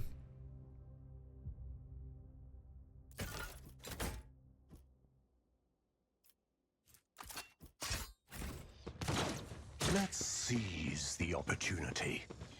Demolition, more goods.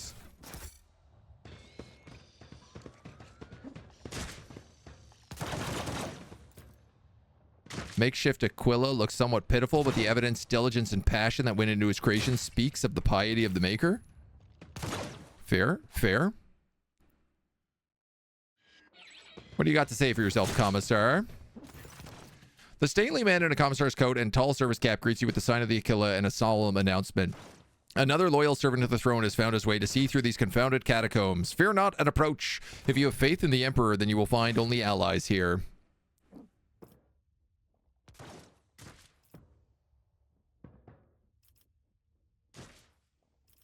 We may be in Commorragh, but I am still a rogue trader, and you will greet me as befits my rank, on your knees. The man gets a better look at you, then fervently commands. All of you kneel before the rogue trader, the God Emperor Stewart beyond the borders of the blessed Imperium. Your lordship, it's an honor. One might think that the archetypal commissars from the Imperial Guard propaganda posters are all drawing life drawings of this man. He has a large and powerful jaw, his eyes are hard and fearless, and the small scar over his brow adds a certain rugged charm to his feature. His coat, though worn, has been diligently cleaned and mended, and the skull on his tall cap has been polished to a shine. Who are you? Commissar Ike Satni. My brothers and sisters in arms prefer to simply call me the Commissar. I was assigned to the regiment of Vicentian Suvas and fought in the battle for the world of Kemilt Secundus, where I was wounded and taken prisoner while unconscious. Having recovered from my wounds, I carry on fighting the wicked Xenos as the head of the local resistance cell, which I founded. His speech is vehement and decisive. My valorous comrades and I sabotage the enemy's activities while we devise our plan of escape. The streets of Commorragh are like a maze of spider webs into which the Dark Ones lure unfortunate souls. Each thread that leads to freedom turns out to be another cruel deception in the end.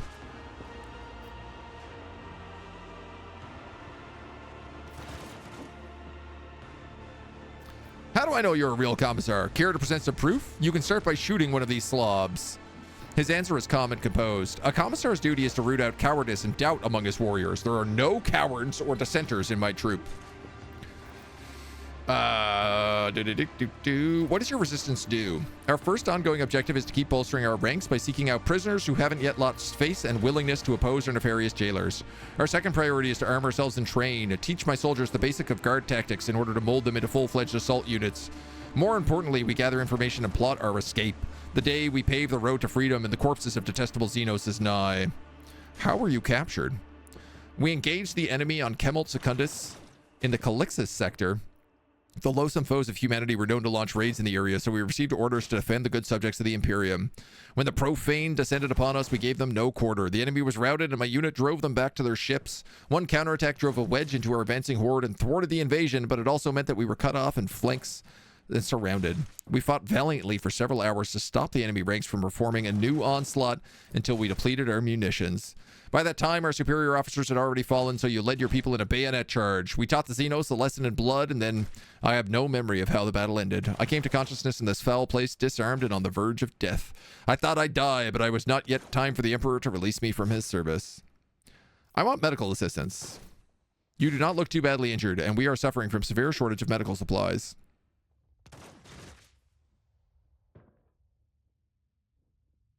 I have other business to attend to. Do we want to side with him or side with Malice? This is a great question. Iron Clock, thank you for the follow. Welcome to the agency. All right, let's try this safe again. Who thought that was a good idea? I did, Abelard. I thought you'd be better than that.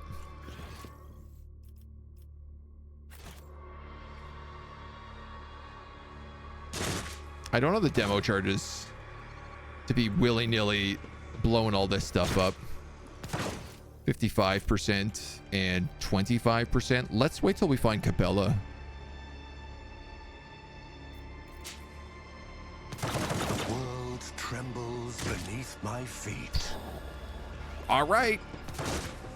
I guess we're killing the commissar. Literally non-Euclidean in the literary meaning. Its architecture folds in on itself. Trying to navigate it without the help of tech will drive you insane or just kill you outright. Malice will help me survive if I bring him your head. Brothers, ooh, heretical +5. Brothers and sisters in arms, destroy the traitor who walks at the behest of the Xenos. Struggle amuses me. Boy, there's a lot of you.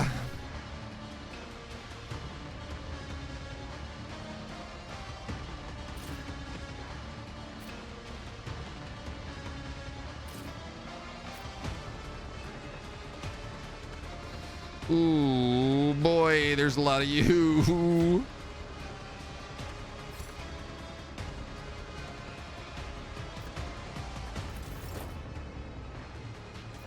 You're like, what's your ability? You end your turn. At the start of your next turn, you make an attack that cannot miss.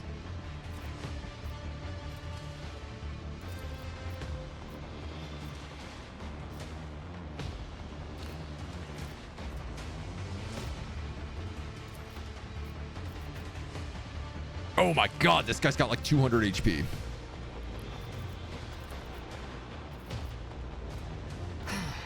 If I must. All right, we're gonna take a perfect spot. I am Call the not your bulls. Xenos pet monkey. You are my Xenos pet. If it serves your cause, another soul slips beyond the veil. I hear you moving. No more. I gotta clear off stuff around her. I am not your Xenos pet monkey. Oh my god, is she gonna say that every single time I ask her to do anything? I understand your intent.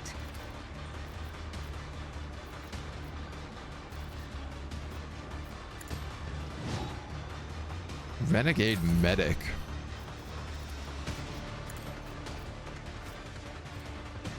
Abelard, I hope you're as good as you used to be.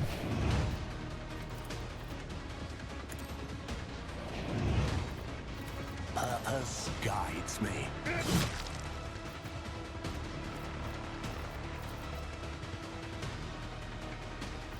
I guidance. Parliamentum.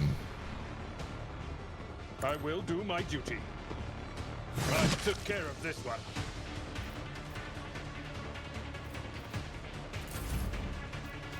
Right.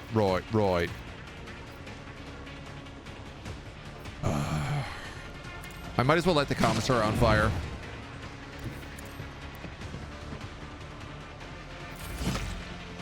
It's gonna suck. I shall Ow. repay your strike. Ow. Let's make it quick.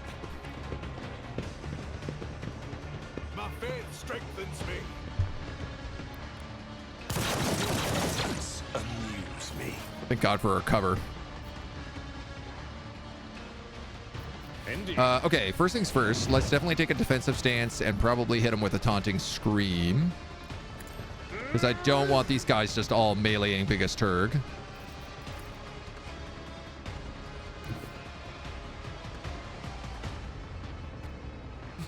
That's actually sound of Excuse me. Then I'm going to go here. I'm going to attack this guy once with a knife. At your beck and call. And then charge.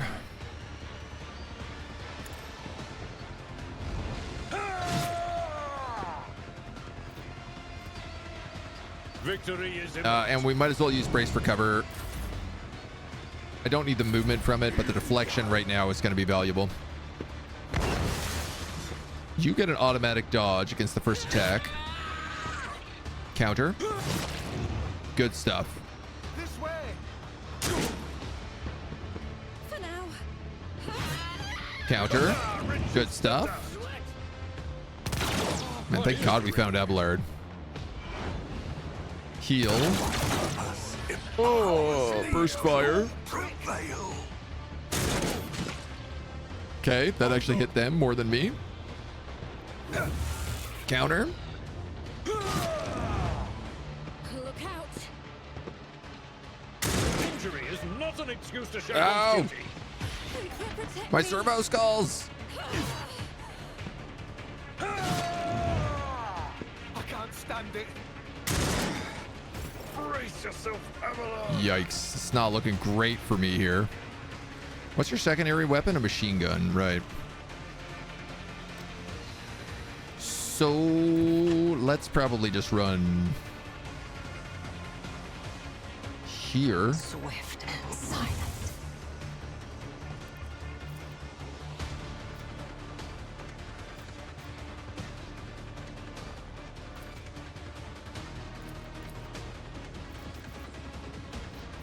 I am not your Xenos pet. What's the overpen on this?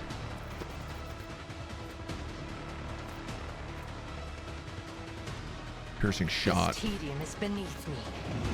Use piercing shot and we can hit the two of these guys. I am not your Xenos. Missed the second one.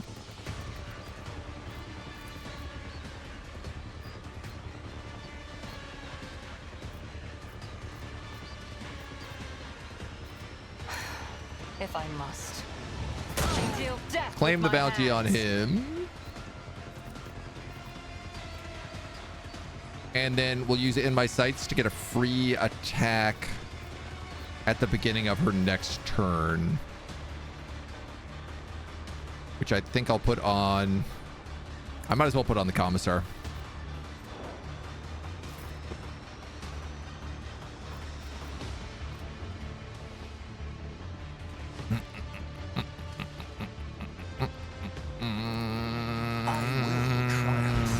Reactivate Medicaid protocol.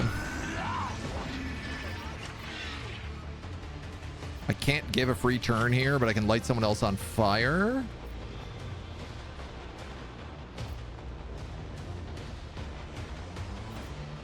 One step closer. Sick. He got a free attack and he did 68 damage to my bot.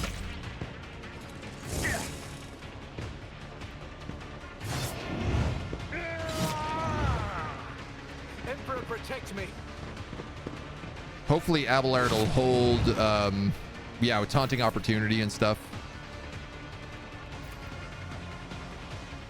I will do my at your beck and call.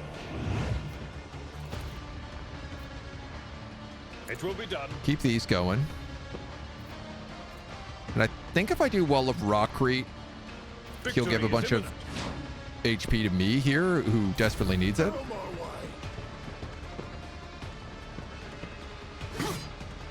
What are you doing kneeling? That makes me nervous.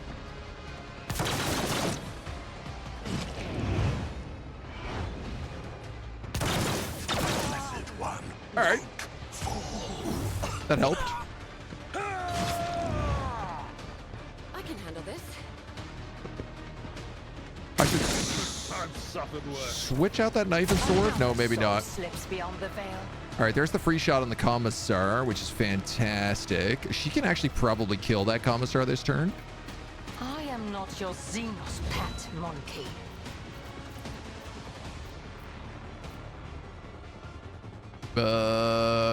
Yeah, let's try for that. Nice. And almost killed the guy behind him. This tedium is beneath me. I deal death Which we can with my absolutely hands. call. And then I'll have her kill that Imperial Guard at the beginning of her next turn. Damn, dude, this Titus fight. What if I just gave you another bonus turn, though? Ruin beckons. You don't get to use that ability. Interesting.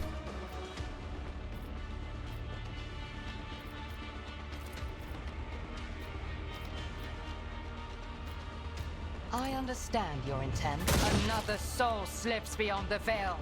But you can kill him.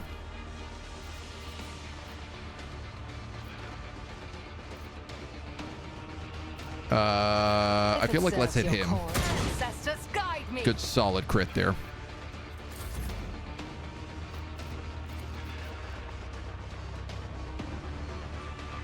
I will triumph. Then we'll light him on fire.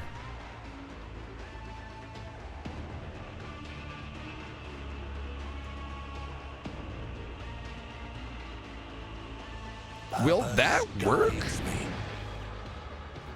Advanced tracking? For 1 round, the effects triggered by the signal abilities affect targets for 1 additional round if the Servo Skull is replaced with another signal. If the Servo Skull is destroyed. Honestly, I'm not sure.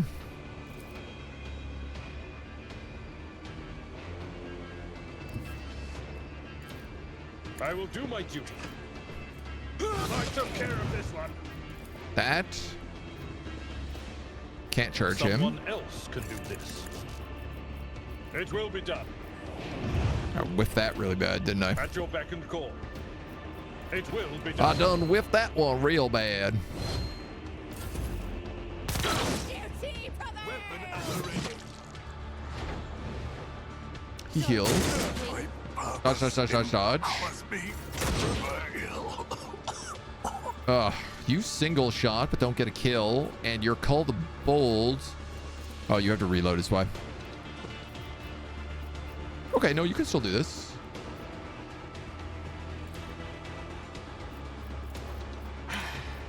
If I must, I deal death with He's dead? my hands. This tedium He's has been dead. Now it's just the medic who remains. I will not. So let's light him on fire. I will triumph. I will do my duty. Reduce to dust. Then cut him in half. The world. Yeehaw! Not bad. We managed to get out of that without going down. And I get a sick hat. Grants the wearer 10 fellowship and grants fell bonus critical hit to the wearer and all allies. Yo. That's very good. Also, the commissar's head.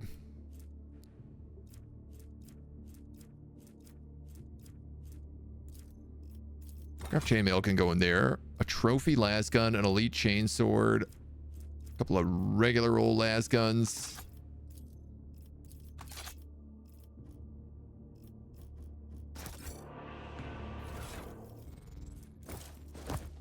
Oh my god. I'm a commissar now. At least until I get my cool mask back.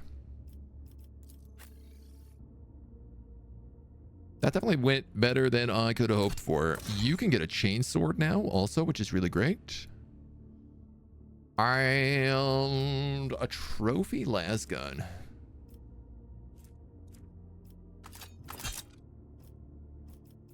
I guess we can put that in your secondary weapon.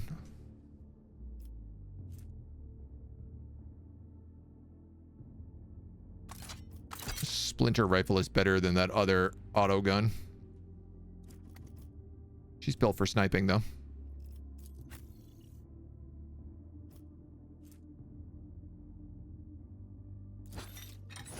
Some Xeno mesh for Abelard. Also probably some Xeno mesh for me.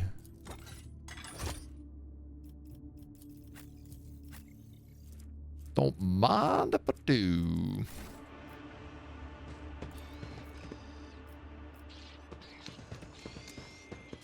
He's got an arsenal here, but again, I don't actually have Pascal with me, so...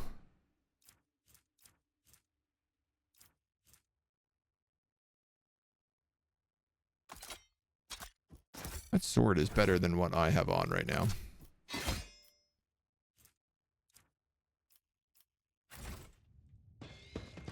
Embrace true power.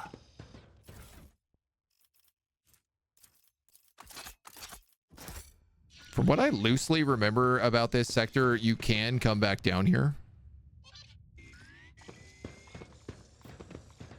It's been a long time.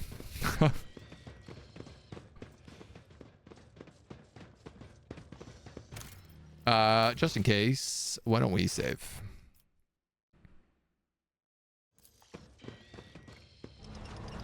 Why don't we save? Yeah, I really like that new hat. It's a really good item for us.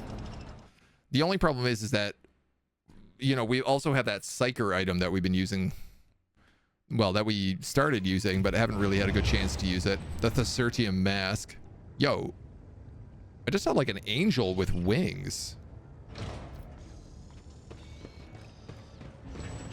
Examine the fresh corpse. Too hard for a simple monkey.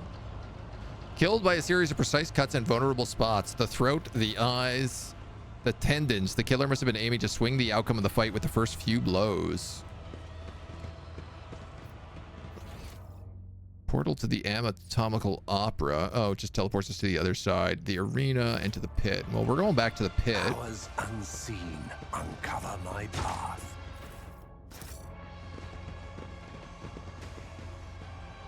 Oh, you're dead. Okay. More searing pain. Love the hat. I mean, it really is a good fit for us. Hard not to want to be a commissar. Shoot the corpse. My success was inevitable.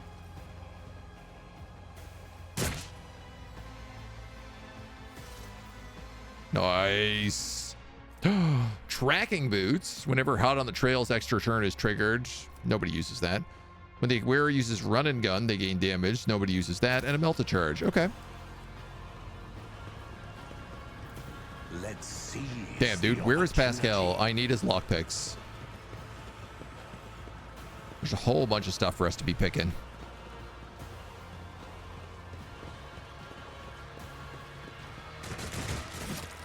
I know he's got to be here somewhere.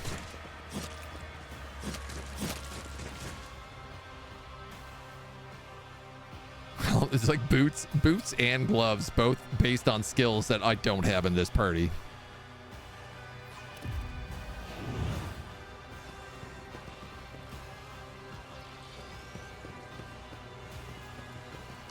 Mr. Boss. Is this the one you were giving you trouble? This was the only commissar I could find. His mouth opens disturbingly wide, revealing long dagger-like teeth. He stares at the head with a naked hunger in his eyes. A fine offering. His mangy brain would make the perfect snack, but I have a better idea. Well done, humanling.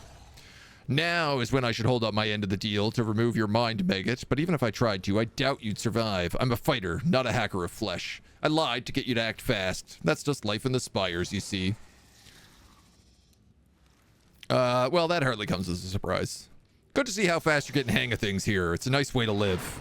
Your conversation is rudely interrupted by a crash and thundering footsteps. Ooh. I came for the meat, Malice. Meat for the arena. The rumbling voice of the creature, stitched from flesh, pain, and fury, echoes inside the black helmet.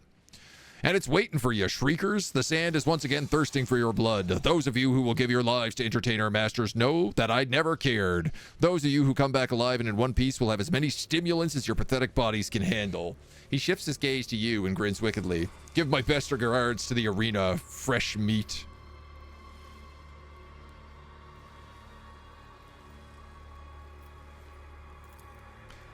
The Hulk's body is crisscrossed by a thick, ugly scars as if someone stitched it together with different pieces. Its huge muscles are disproportionately swollen and riddled with peculiar wire-like ogs. Its backbone has been stripped of flesh and encased in the steely grip of a spinal transplant, and its face is hidden by a black helmet. Don't irk the servant of the esteemed homunculus, humanling. Follow him, do as he says, and once you find yourself in the pit, try to survive to entertain the masters. What does it want? Why is it calling the shots?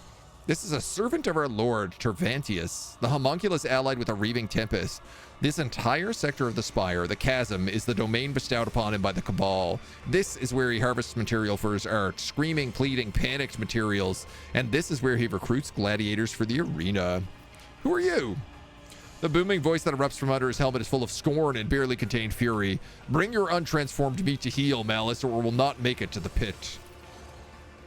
You are now a shrieker, meat. Move it. The masters wish to drink of your suffering.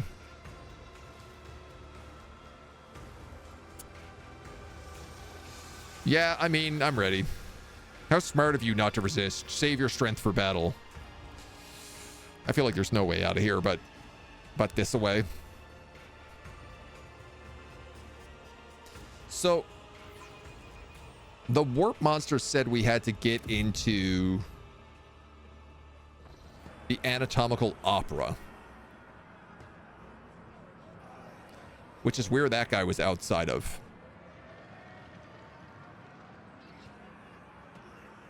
Die gracefully, die passionately.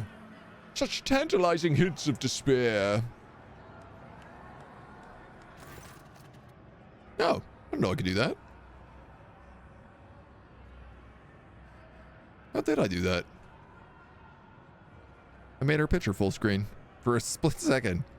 The gladiators around you are exchanging anxious smiles. Whatever awaits you all fills them with a mixture of terror and anticipation. Rage of the arena. They're about to unleash fighters and beasts that will seek to eviscerate you. Try to survive until the end of the fight, meet. No one is expecting more for you. But should you kill something after all, do it painfully. Unless the master's craving for death agony is sated, they will release me into the arena and you will regret that.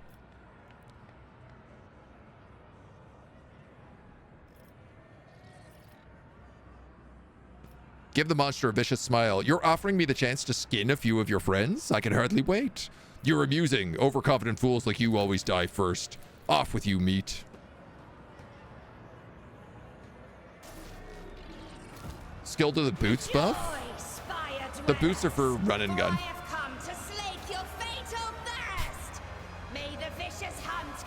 Injured, injured, injured. Fight in arena, injured. Yeah, it's a pretty busy day. My wild hounds will enter the arena to taste the blood of its wretched challengers. Bathe your souls in their suffering. These guys are kind of a pain, but at whether the prey can overpower the predators. at least last time they were. Looking for more refined entertainment? Watch the ousted dragon of the reaving tempest fight for his life against the glorious champions of the arena, the blood-stained proselytes. Marazai. My plaything. If your soul is so hardened that only the triumph of violence can soften its scars, enjoy the massacre of the fearsome flesh gorger. Today, we will try to kill him again. That was big lad.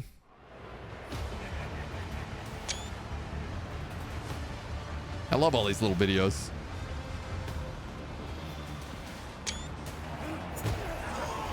Oh, this is the Spice Marine.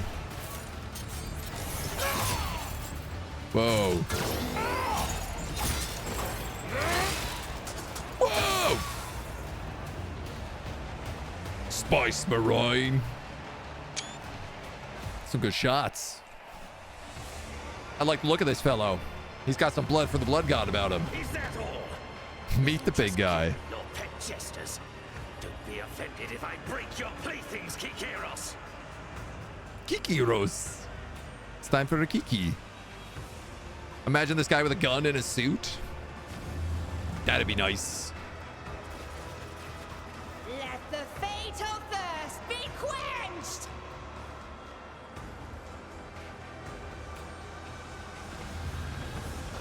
Cool. Cool magic steps. Oh, we got a bunch of plebs with us too. The Emperor is with us. Oh no, the world suddenly loses strength and certainty and everything around you looks like a decoration and a sham. Horror constricts your chest. We're high on maggots. The sounds join in a terrible loop of self-repetition, mixing with a grinding sound, high and sharp like the teeth of a chainsword tearing at your eardrums. We gotta do something about these brain maggots. Space wolves are the worst. I mean, they're definitely not my fave.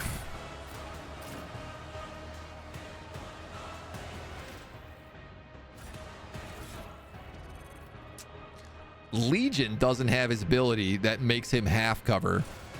Ergo, he doesn't make full, he's not full cover either. Which I didn't really think about.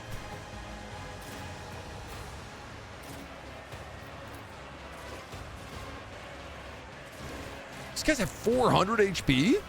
Let's get to it. Good grief. I am not your Xenos pet monkey. You are today, Eurolet. Fortune favors the swift. So the next shot against him doesn't do damage.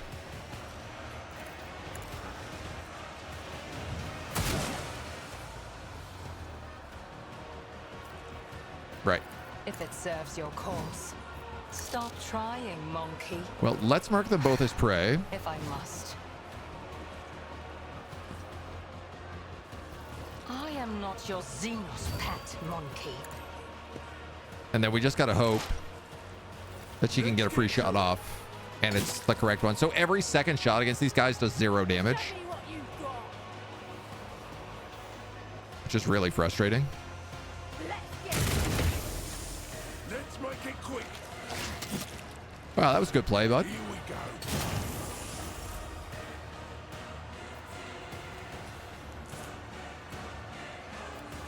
Allard, I didn't really want you in here yet. It will be done. So much so that I'm just gonna pass your turn. At your beck and call. I will do my duty. At your beck and call. I want to make sure he gets buffed. Though TBH, I'm also thinking like maybe I should have all these guys buffed. Ruin beckons. We don't exactly have like a big team right now. I need no guidance. One step closer. Purpose guides me. Give her the shot. Weakness is hidden from my sight. I understand your intent.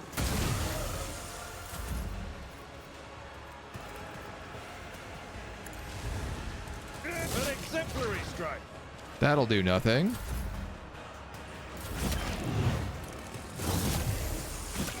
He gets burned. Counter, counter, counter. Fortune favors the swift. You get a shot for 0 damage. So let's call the bold. And do that again.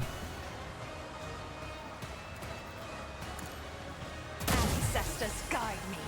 Almost got him. No weakness is hidden from my sight.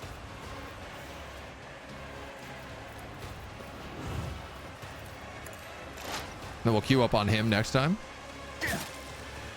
Gee whiz. Buddy.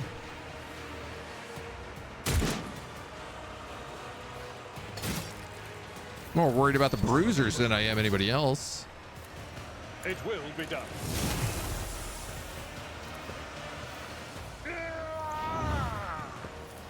Victory is imminent.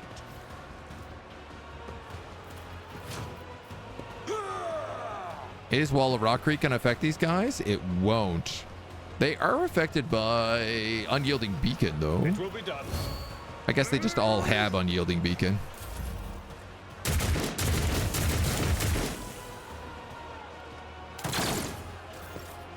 No dice, no dice. I will triumph. We're going to light him on fire.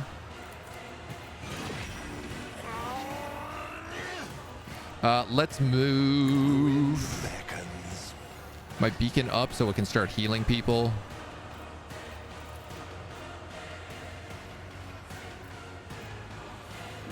And then we'll just give Urlet another turn. I think that guy is already gone. Another soul Oh no, here we go. beyond the veil. One down. Ancestors guide me. Seem to have the ability to make a lot of shots here. Pet monkey. Whoops.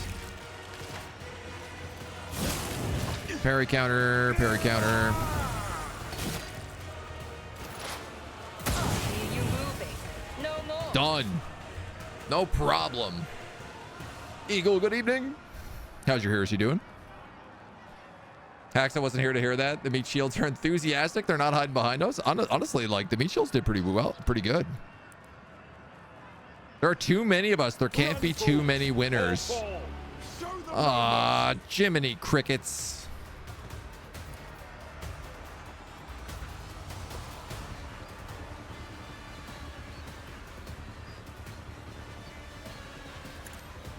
I deal death with my hands. Well, I'll just get rid of a few of these monkey then. This tedium is beneath me. The blood freezes in your veins. If I must, I am not your Xenos pet monkey. You'd think they'd fight amongst themselves as well. Purpose guides me.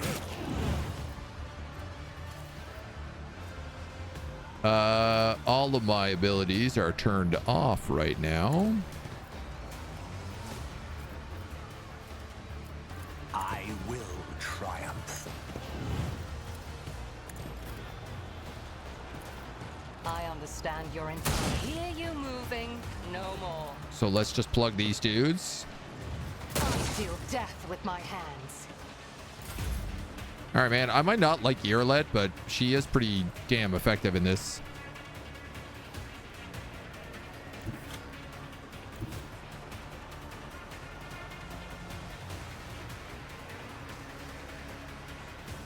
All right, just stay put. Oh, thanks, dude. That guy killed two of the other team members.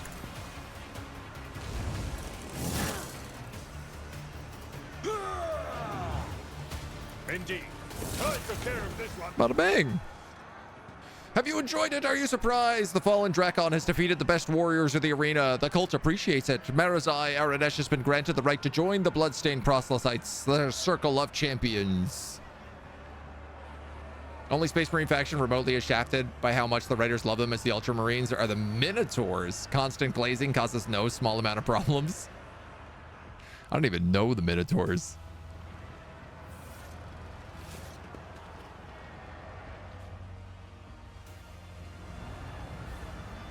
Did any of you expect to see a Monkey Challenger survive the vicious hunt? Do you savor the sight of the Flesh Gorger devouring his mangled enemies? Is your fatal thirst quenched? Tasty other creatures for a Space Marine to eat. Yes, oh, I'm so quenched. Oh, I'm so heckin' quenched. I've never been more quenched. Yes.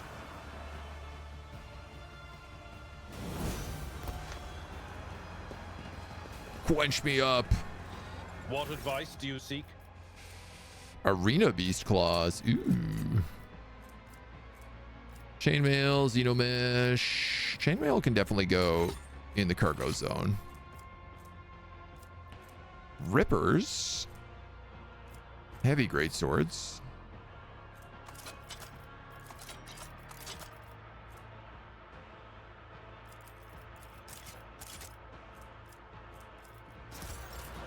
Okay.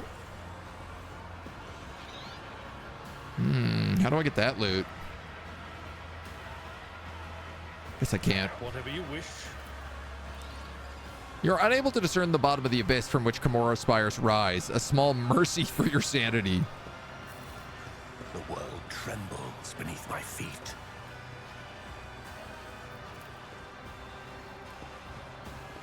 Just can't really look down at anything else.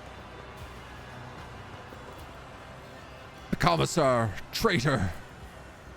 The prisoner appears dead until you notice his eyes, which are filled with pain and following you every move. I'm begging you to finish me. A ship is supposed to be waiting. A ship waiting. Well, we might as well take a quick little level up here. Grab a point of fellowship. And then perhaps some psychic abilities. I could become Psyker Majoris. Let's do that. Your roulette is going to take perception. And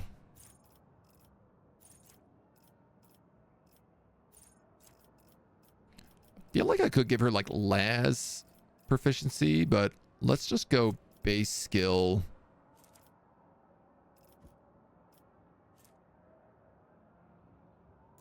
Xenos lore. Because I don't think Jay is with us. And that's really her specialty. And Abelard, you can take. How has your strength fallen so much? Stolen time, -20. Yuck.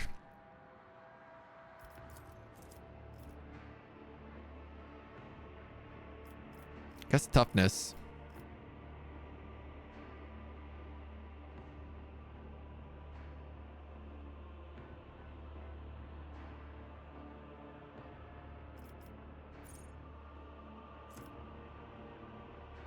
I wonder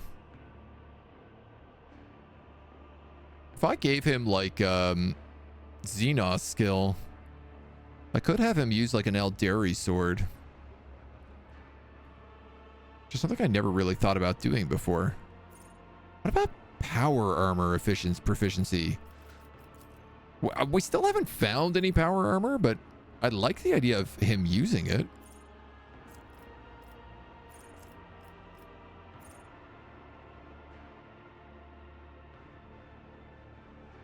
Shield bash gives movement.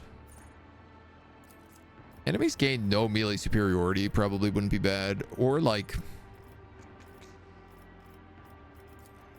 I could give him carouse or athletics checks bonuses.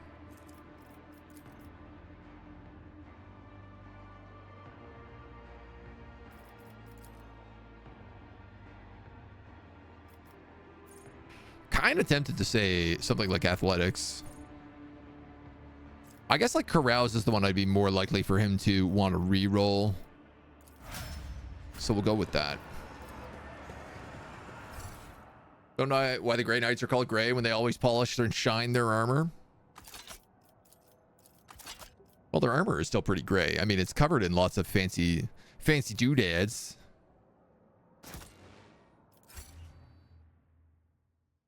Lots of gold plating. Lots of nice script work, you know. They don't paint their armor, so it's the default gray/silver color. Oh. Can't have that paint get in the way. The stranger standing before you brings to mind motley colored, long-limbed doll abandoned amidst carnage and detritus. The bright colors of his sleek costume seem comical against the unremitting gloom and hostility of this place. Only the sorrowful horned mask that hides his face and the dark hooded cloak he wears pays tribute to the overwhelming air of hopelessness. Every move the Xenos makes sings with theatrical precision like a predator's grace. You cannot decide if this person is an accomplished dancer or a master assassin. A shiver runs down your spine. This is a Harlequin, the deadliest of all Eldari warriors. You've heard of small Harlequin troops taking out entire armies of enemies, whirring in their mesmerizing and terrifying dance of death. This crib of putrid flesh offends your taste? Oblivion comes now. Here its nocturne plays. I am the starlit strain that chills the soul, the piece that doomed throngs pitched into dance. You are among them, merchant vagabond, so tread the steps, I say, escape fate's grasp. Arabenian, doom incarnate, of all the places in the galaxy you show yourself here. She takes a step back, her face filled with fear. The outcast and the merchant, what a pair! Bereft of blood and hope, without a path, the parent cloaks the cradle once again, and babe is doused in darkness as before, but death is near, Asurian's child. Make haste.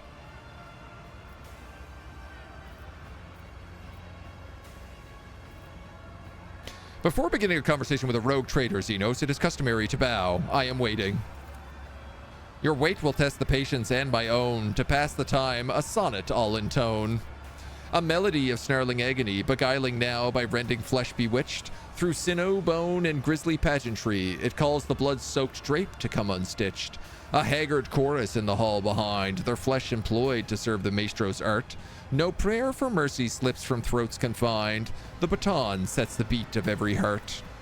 And entrails for him are an instrument, and veins a living stave sans parallel. Yet death to him is no impediment, for corpses' tunes do carry just as well. Through spectacles of blood and gore forged past, should crave your eyes to glimpse sun's light at last. Because we're an iconoclast? Oh, everything's perfectly clear. There's a master of flesh who conducts experiments on the bodies of others. He's got a laboratory that can only be accessed by fighting in the arena to draw his attention. And with his assistance, I'll be able to escape the chasm. Oh yes, and your name is Nocturne of Oblivion. Have I missed anything?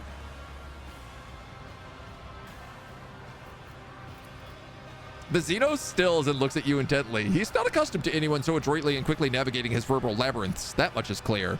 At last you hear a low chuckle behind his mask, and the Xenos claps his hands slowly, saying one word. Bravo. An indigo ripple passes over the Xenos body, and he dissipates like a bad dream. I thought some illusion had clouded my gaze when I beheld the Aberranian at Archon's court, for he is an omen of monstrous things to come. Can you sure tell me who it was? My brother, my kin, like the Drukhari, he is one of the children of Asurian. Your Monkey call him Harlequins, for they are memory, they are oblivion. It is their duty to remind our kind that despite our differing paths, we have one enemy, Slaanesh. And among the Harlequins, there is no creature more predictable or perilous than Solitaire. Their entire lives are a spectacle where the art of performance and the art of killing are intertwined. How do Solitaires differ? They perform the dance without end, the tragedy of our people's path. There is one role which an Aberranian may perform, the role of the enemy. She who thirsts, the revealed silent thresh. To delve into the mind of she who thirsts, even for a moment, is extremely perilous. Many have lost their sanity and their life attempting to portray our kind's greatest enemy on the stage. Only the Arabenian are capable of such a feat, and for that reason they are respected and feared by all the Eldari, from the Farseers of the Asurians to the Archons of the great city. Their role is one of terror and isolation. They walk the path of damnation, doomed after death to surrender their souls to she who thirsts, and even a spirit stone cannot guard them from this fate. Kegarath, the laughing god, must go into battle against Sealand Thresh for the soul of every Solitaire, for in his victory lies the Arabenian's only hope of salvation. You fear him, don't you? If you are wise, you will do the same. I do not know what he was doing at the court, but what is not hidden from my gaze is his interest in you. Tread carefully. Attention from them bodes nothing good. Many believe speaking to one is tantamount to a death sentence. All right, let's go. The world will bow. Let's get the heck out of here. Can we go to the anatomical opera? Since the sticks in the mud always polish their armor, unlike the Death Watch, the Grey Knight's armor is almost always silver and not gray. Oh, hey.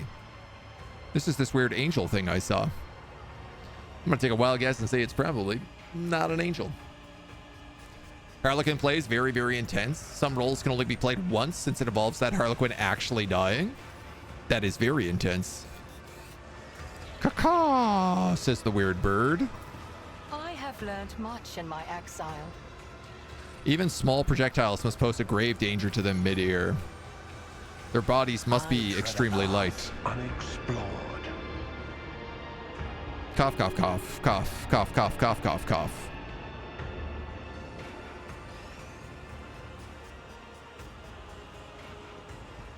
Hello, Mr. Rack.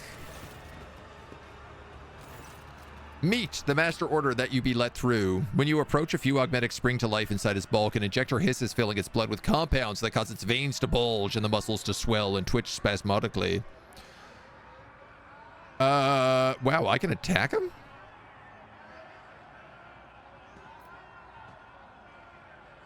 What kind of creature are you?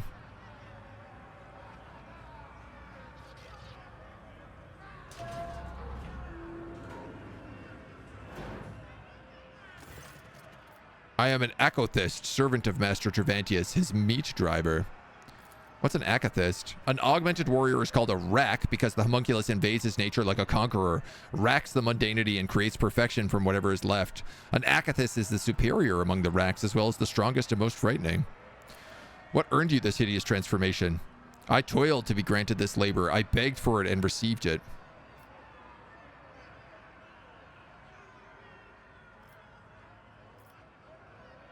Quite right. One must not turn down power, whatever the source. Yes, I am the strongest now. I have no more questions. I wish to pass.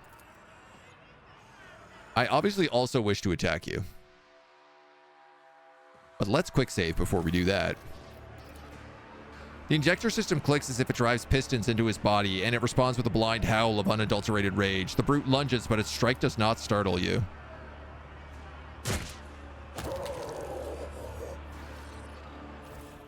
Got him. Ooh. A gland capable of injecting the body with macro steroids, causing rapid bone and muscle growth.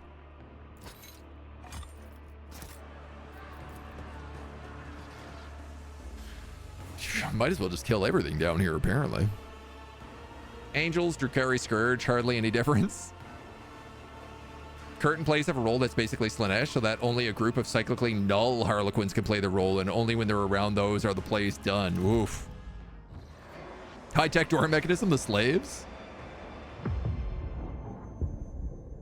Certainly a look. Yeah, we're tripping balls again.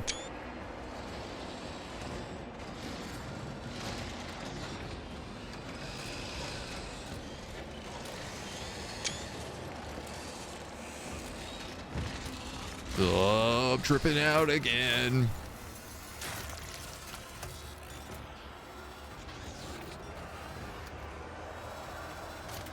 You there, Papa.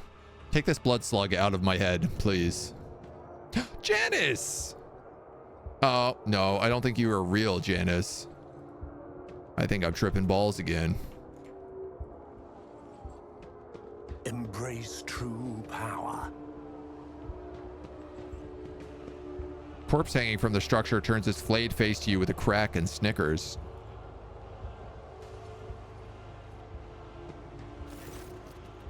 Tervantis the Arch Machinator.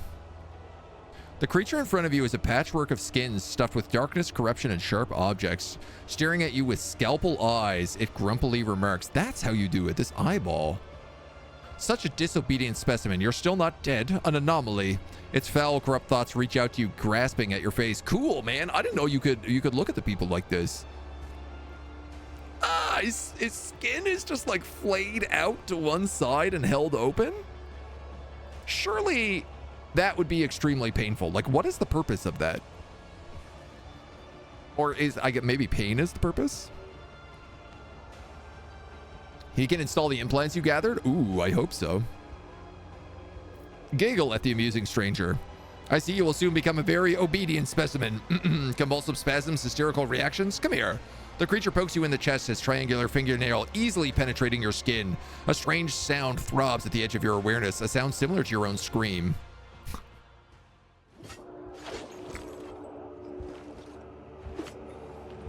Yeah, buddy, cut me up. Why not? Let's go.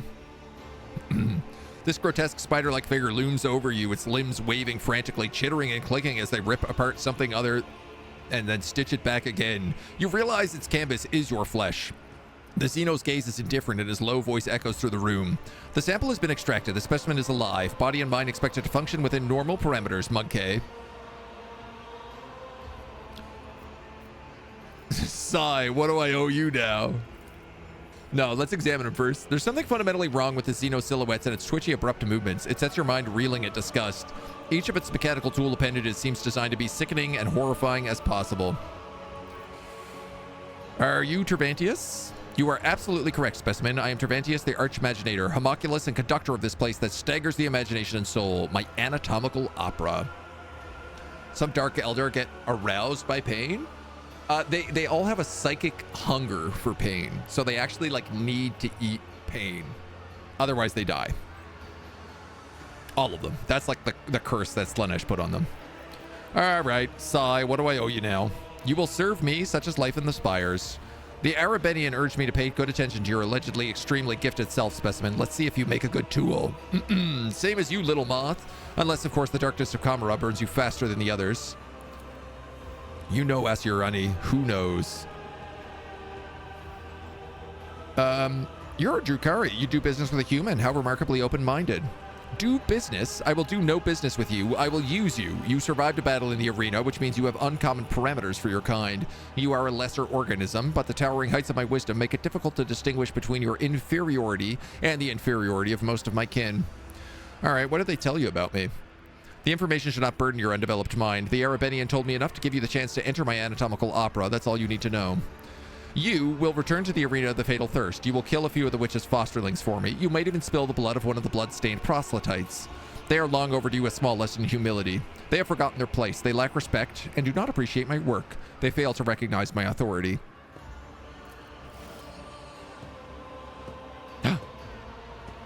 Marzai?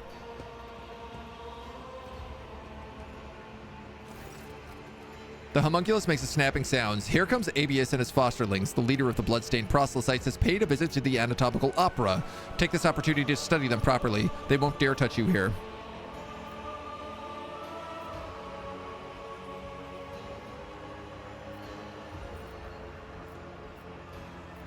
What do I get out of this? Or are you going to coerce me as you do everyone else?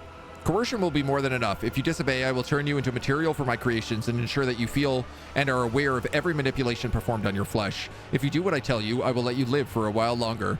Cooperation will increase the odds of survival. As long as you continue to be of use, I will maintain your organic parts and perhaps even let you play with some of my less significant samples.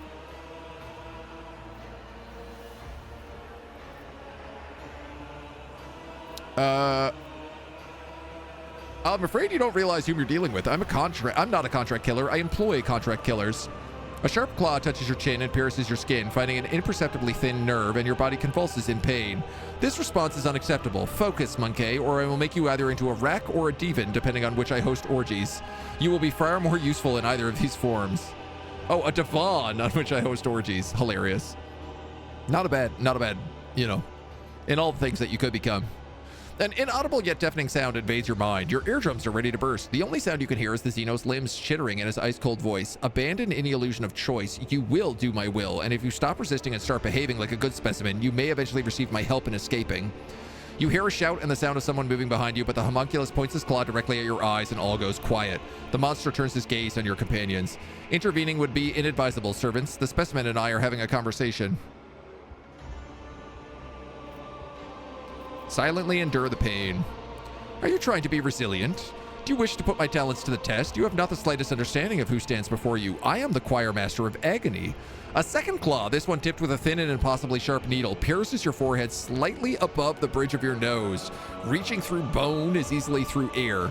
For a few moments, the needle wanders inside your brain, causing strange sensations throughout your body, and then you feel as if the bones of your skull have begun to contract, crushing your spasm-ridden brain from all sides like an ever-shrinking cage. This world becomes a swimming blur, obscured by a veil of tears. You hear a strange ringing from somewhere, most likely your drawn-out scream. All right, I'll kill whoever you want. He pulls his claw out of your flesh, very responsive to pain stimuli. Obedience will be rewarded. Take your crude gear with you. I abhor such technological banality, but a creature as undeveloped as you may find use of it. Once you are finished with this, go and look at the ones who will be your executioners.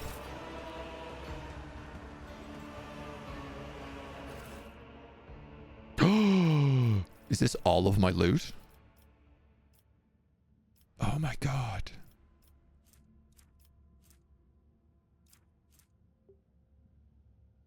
Don't get rid of that hardened shield. Or that LD pattern needle rifle. Or that power sword? Or that venom blade? And everything else I'm fine with. Or that reinforced cabalite armor? The sheer primitiveness of your technologies. Go, specimens. Deliver Tervantius' message of blood to the arena witches. I want to speak to you about a member of my retinue who was delivered to you. Currently, I need my tech priest, Pascal. The specimen prone to technomaniacal compulsions. He did reveal that name during his interrogation. Working with him was a curious process. He resisted my enhancements with such intensity, but then the specimen fell into depression, so I lost interest and cast him into the chasm. He's probably dead. I was curious to see what kind of symbiosis might emerge between rudimentary monkey augments and my own unflawed creations. Much like the cartilage infused with steroids will swell if the subject's feeble body. New computational circuits sprouted throughout his algorithms. I found the process enlightening. What about Adira? The volunteer specimen. I equipped her with an experimental device to isolate her mind from the veil. What? The specimen performs menial tasks around the laboratory and serves as a willing source of essence. She is allowed to choose her own torment, be it fracturing her bones with vibro waves, placing herself inside a capsule of extreme heat, implanting an electroscarab under her skin, or shutting off the size stifler. Not once has the specimen chosen this last option. I estimate the irreversible collapse of the cardiovascular system will occur in 7 or more cycles of consciousness, a curious yet altogether predictable reaction to implanting the size stifler. I will perform a detailed analysis of the organic damage after their dissection. Do you have my bodyguard Cabela? Female specimen, negligible veil influence, primitive notions of death. I disprove her views and cessation of existence by way of reanimation and uncomplication manipulation of the mind. You may take your monkey servant, or however many of her are left in there. I intend to dispose of them all the same. Can you relinquish Adira? Why would I?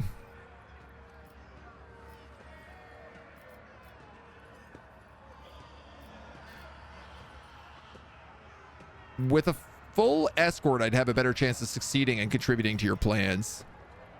Then find yourself other fighters. The chasm has enough prisoners, mercenaries, and gladiators. My specimens are not yours to waste.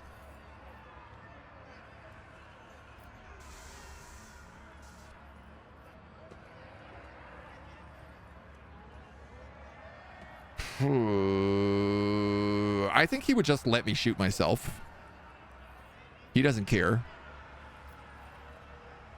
That won't work. I could just beg. You are so naive. Have you been convinced by your impotent mind that I could be appeased by such trite demonstration? You should be on your knees when you are in my presence. Get out of my sight. Do not waste my time. I want to know more about you and your craft. What is your craft?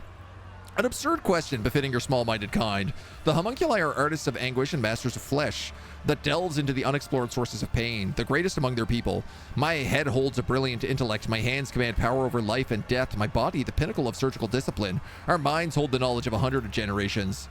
Are you aware of the beautiful variety of essences that can be extracted from the psychic energy of a dying sentient creature? Or the ways, shades of torment and methods of termination alter an essence's properties? This is the great alchemy of death and transformation.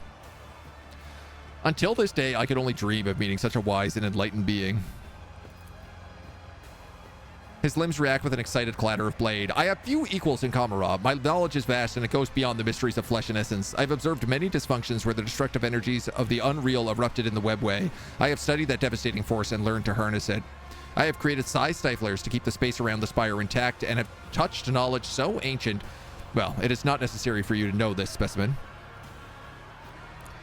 Am I to understand the most fearsome Drukhari are created by you?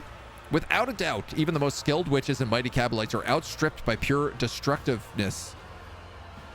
Yet, long ago, I rose above the building of commonplace battle beasts. The monstrosities I create are unique. My last specimen, the Tonos, surpassed every trifle made by my rivals. I fed it elite warriors until it escaped and hid in the mangled sector. I would have caught it, but a new idea drew my attention. At present, I am working on a grotesque of previously unknown power built from the most exquisite and exotic body parts from strong fighters. Specimens, should you ever see the corpse of a fine warrior or mighty creature lying at your feet, cut out the best part and bring it to me. I'll find you interesting samples. Commorragh, Galantok, do you not get enough monsters in this accursed city? Good specimen, your cooperation will be rewarded.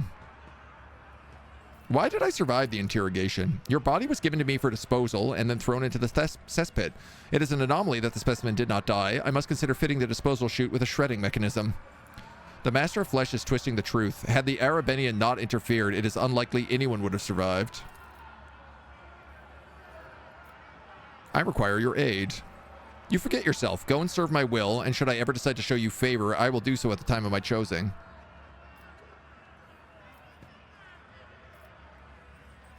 Is there anything I can offer to repay such a being of brilliance for the attention he may graciously grant me? His smile is a strange combination of contempt and pleasure. Your paltry possessions do not interest me. If you had something that could intrigue a master sculptor such as I, perhaps a remarkable piece of organics, I might grant you a few short moments of my time. It is a sacrifice you want, artisan of flesh, then I am ready to offer myself as one. Will you take my flesh? I will take more than flesh. I can extract something far more valuable than a single shred of your organics. This does not interest me. I will not remove much of her. Her functionality will not suffer. Why, Yerlet? This will be a step upon the path of atoning for the errors of my past. If my sacrifice will bring us closer to salvation, I will commit myself into the hands of this tormentor. Absolutely. Try not to squirm, little insects. The needles go through your spirit stone, heart, and spine so that I can collect all three samples at once. Yerlet presses her lips together and nods. Do your work, flesh stealer. I do not fear you nor pain. She goes over these words like a mantra when the homunculus drives the needle into her chest. A click comes from inside her body. She pales, her face twisted in torment, but she remains still as a statue. The sampling was successful. I have no further need of you.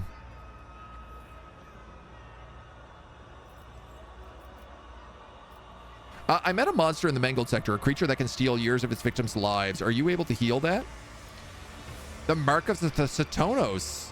What an honor it is for you to be the vessel for which many marvelous creations satisfy its thirst, and give your modest life force so that it may be transformed into an energy converter. Fear not, it is within my power to reverse the effects of its touch. It was an interesting experiment, one that could convert the life forces of its victims into fuel, but it was flawed. Disobedient specimen that escaped. I do not recommend escaping. The pain from the transformation only stops after I inject the blocker, and I only do it at the end of the procedure. Do you wish to spend the rest of your existence with the sensation of your skin melting and your bones snapping? So, Abelard is cured?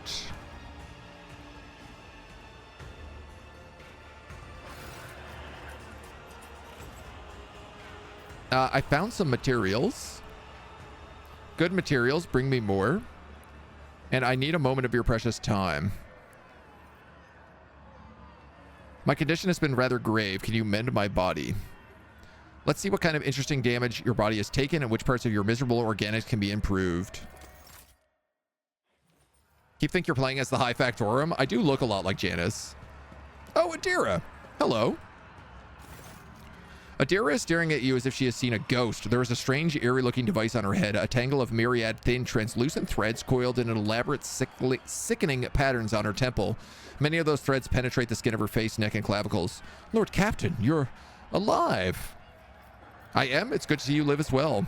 Oh, I live. I've never felt so alive. The longer you look at Adira, the more strange details you notice about her. The odd earthly tone of her face, the fine purple veins around her parched, cracked lips, the subtle color in the change of her now lusterless eyes. An unpleasant sense of wrongness comes over you as the woman standing before you is not quite alive. What do they do to you? They set me free, free from the fear, free from the pain, from them. When they captured us, I don't remember much. I remember shackles that burned whenever I heard a whisper. I remember injections that made my body go numb. I remember them dragging me away from you.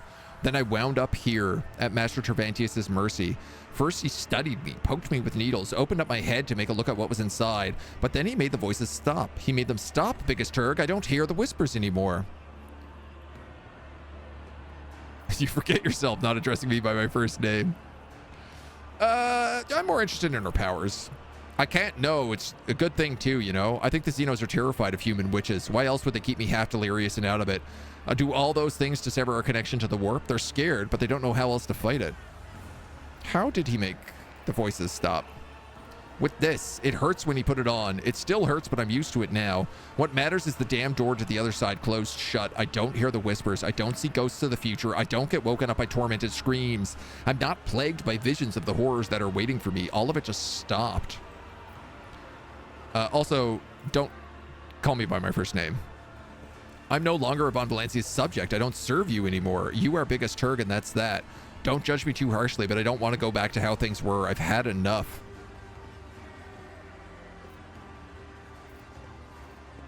This isn't right. Whatever he did to you is perverted. Like you'd know what it's like to be born a witch, to have your name cursed by all and sundry since childhood, to live as worthless, dangerous freak whose only use is to become someone's pet. I know Lee the Thorador wasn't like that, and neither are you, but that's not the point. He made me normal. If it means to have to serve a Xeno, so be it. All the days I've been here, I've spent in blissful silence. No one bothers me. No one torments me. No one is trying to get at me from the other side. And on this side, nobody notices me at all. I don't want anything. I just want to be left alone. Mesmerize Adira. Why do the whispers frighten you so much? Have they ever betrayed you? You should not give up such an incredible gift. Accept it, because that gift is who you are. Yeah, I'm going to do that. Spellbound. Adira listens to the sound of your voice and weakly repeats after you, because the whispers are who I am and I am the whispers. Yes, I could live a lit longer with this incredible gift because it's so great, right? Her brow furrows as she wrestles with the doubt. As great as it is, it's also dangerous, biggest turg. The whispers don't just help me, they're luring me to something irreversible. She struggles to swallow, and you think she might be trying to cry, but no tears come out. If I decide to leave, then Master Tervantis will surely want it back. He'll want to remove this thing, and then the whispers will return. They'll start beckoning me again. What then, biggest turg? You promised me once. You promised we'd think of something. And now we know the Xenos have something like that, so that means there's hope.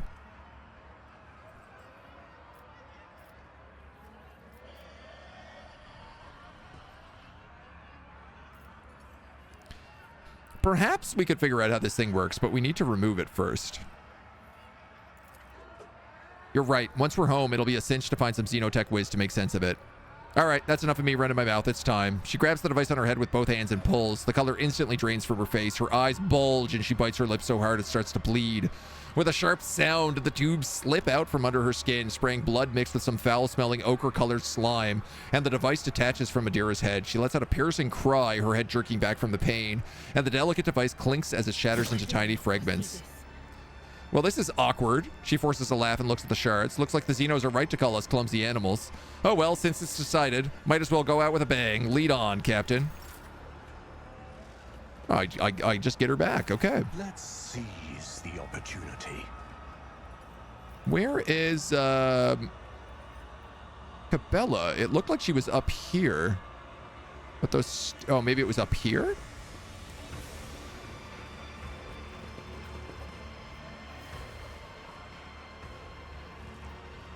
What? There's 3 Cabelas?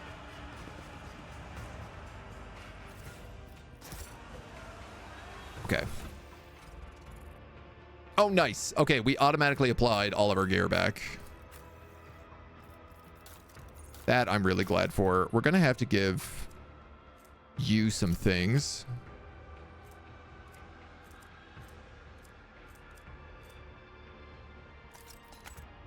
Deadeye items. Boo, boo, boo, boo, boo, boo, boo. Slow shots. We did get the white signet of the Inquisition. That's good to know.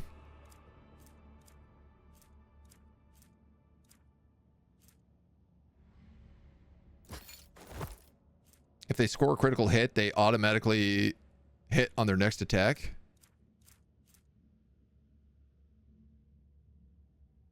Or I could give her the Apex Predator gloves. Those would probably be more fitting. Wear resistant boots, 5 agility and 24% dodge against attacks of opportunity. That's pretty good.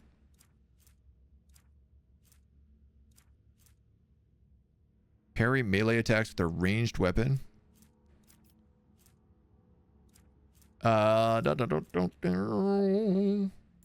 Tactical boots. These push people back if they try to attack them.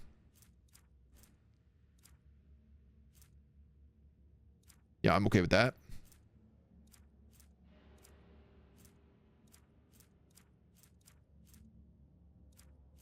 Immune to burning.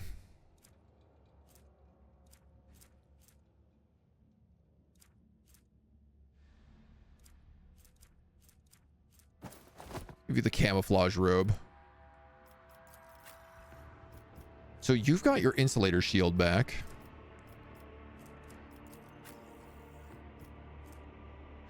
Right, and I got my sword back. What I don't appear to have back are boots.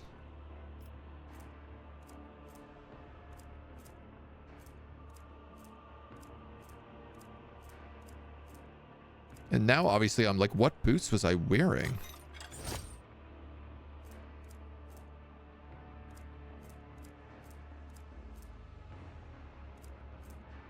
I am pretty sure I had unique officer boots. Maybe I didn't.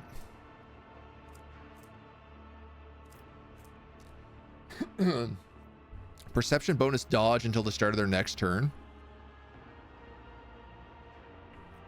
That's not very good. That's like 3% dodge for each psyker power I use.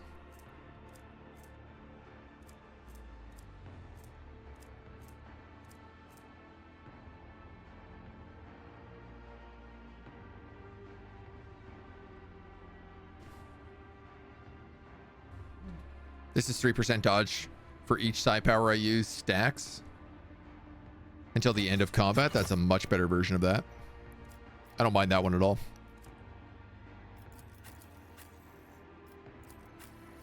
What happened with Adira?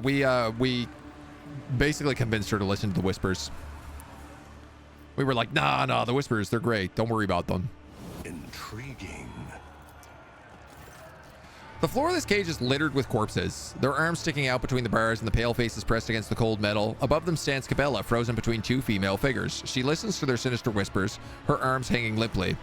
You're nothing but a weapon designed to spill blood. You have no will of your own, and thus you cannot resist him. Admit it.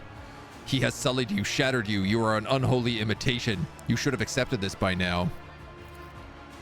Each corpse has 1 or 2 brutal, indisputably lethal wounds. A pierced heart, a slashed throat, a black void instead of an eye socket. Each body, both living and dead alike, has the same face as Cabela.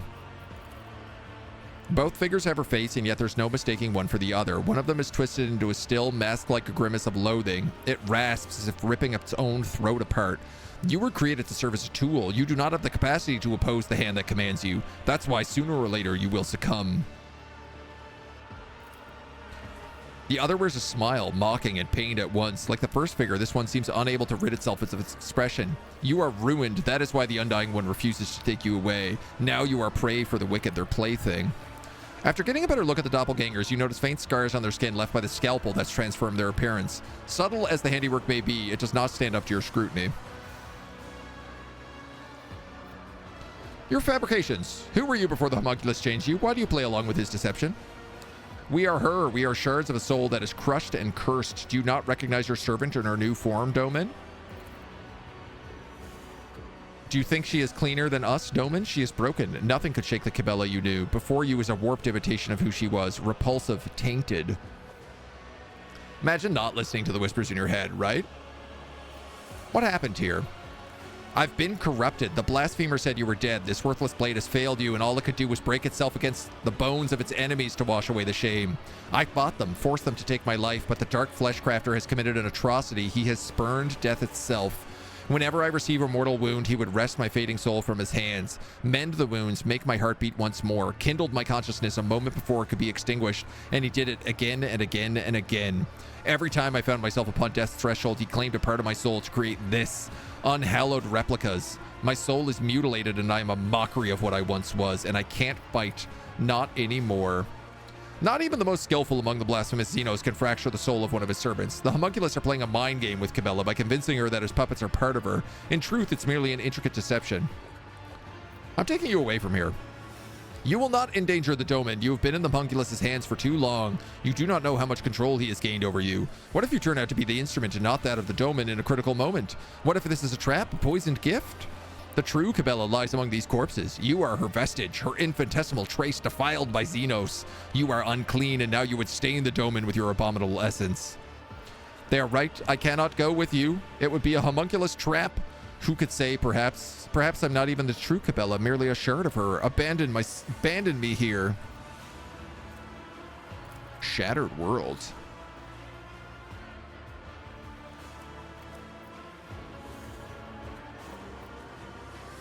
Kill all of them. Oh, no way.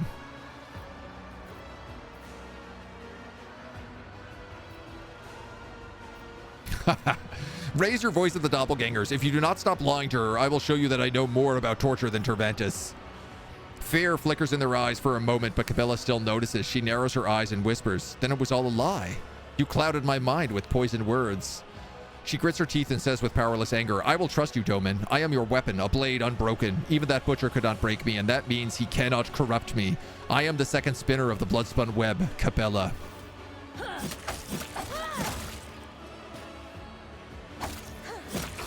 Slice and dice. The two prisoners raise their weapons but do not possess even a tenth of the speed of a true death cultist. Cabela stares at you as if she does not recognize you, a trickle of blood running down her face. Can you feel it, biggest Turg? The shards have become whole, the torturous ringing is gone, and only silence remains. As for the wounds this place has left, it is no matter. I am your blade once again, yearning for your command. Reunited, and it feels so good. Strange object is pulsing with hidden energy that could burst at any moment. Quick save.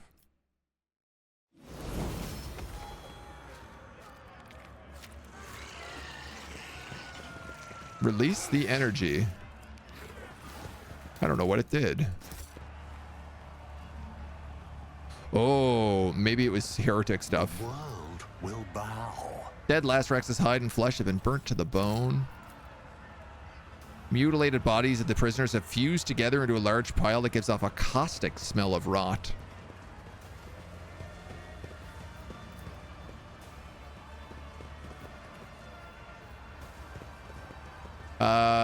Do I have anything else I need to give him?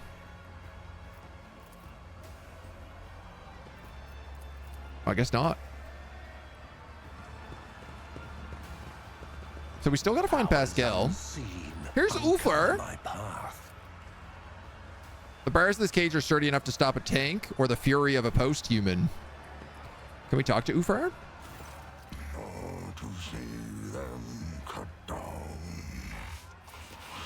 Singing softly under his breath. The man of enormous proportions is intently stripping raw meat from a bone with his teeth. His unwashed red hair is failing into his face, his beard matted and blood-stained, and the aforementioned teeth look more like fangs than any human equivalent. A less knowledgeable person might not recognize this giant humanoid, but you are well aware that this is a space marine, an angel of the Emperor. His body is covered in primitive scar tattoos, the meaning of which eludes you.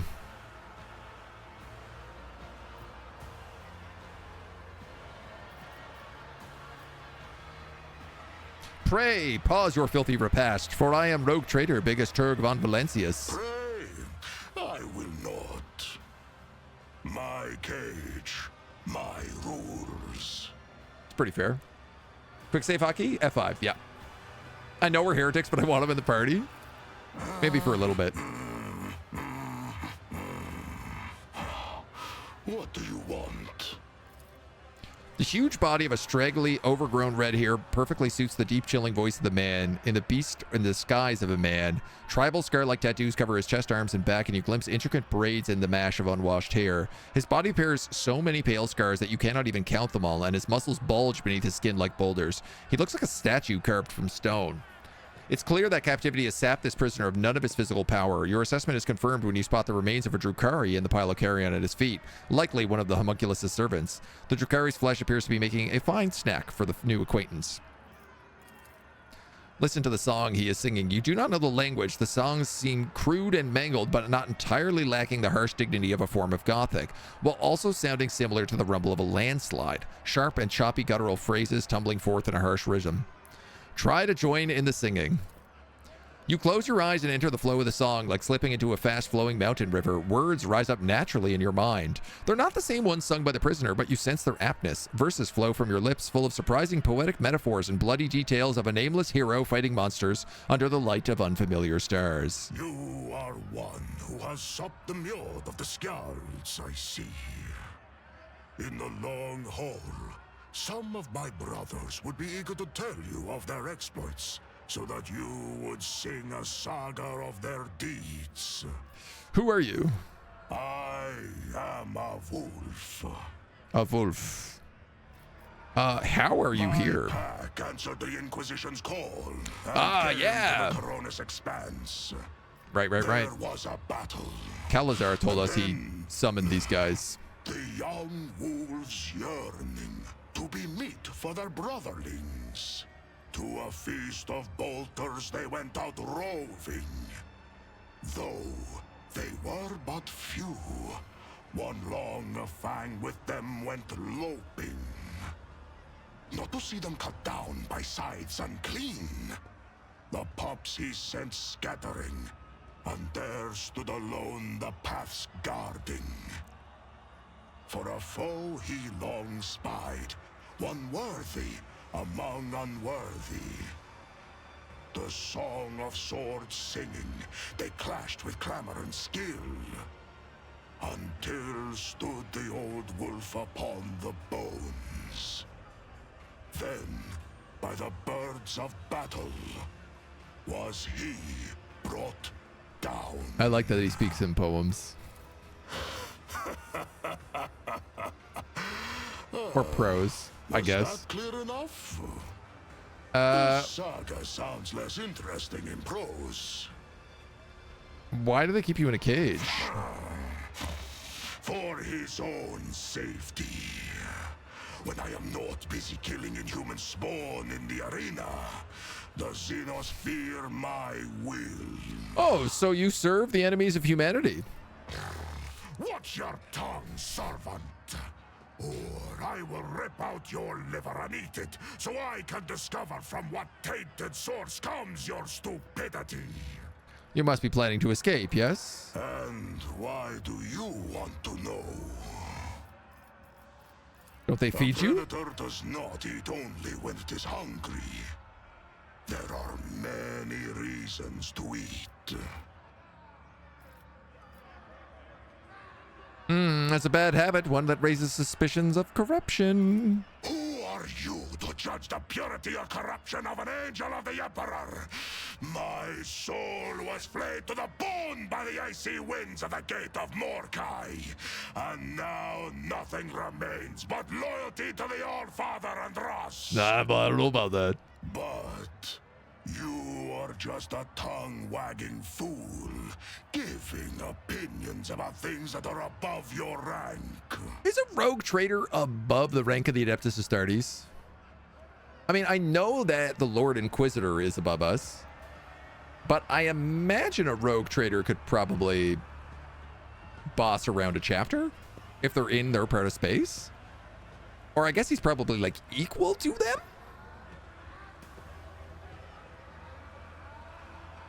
Better kill him just in case. A warrior as you could prove useful to me. To get what you want, you will have to convince two very headstrong individuals. Me and my captor. That claw-handed Xenos. All right. All right. The world trembles beneath my feet. Let's go find Pascal. Actually, I guess let's do some level ups. You get willpower, and then you get Mind Thief, probably, or Obscured Threat. I'll give you Mind Thief. I went through when I did some level ups earlier. I went and starred a few things that I was like, oh, this would be a good thing. You should probably pick up Agility. Almost definitely, actually. And then you just get another common talent. Drukhari weapon proficiency.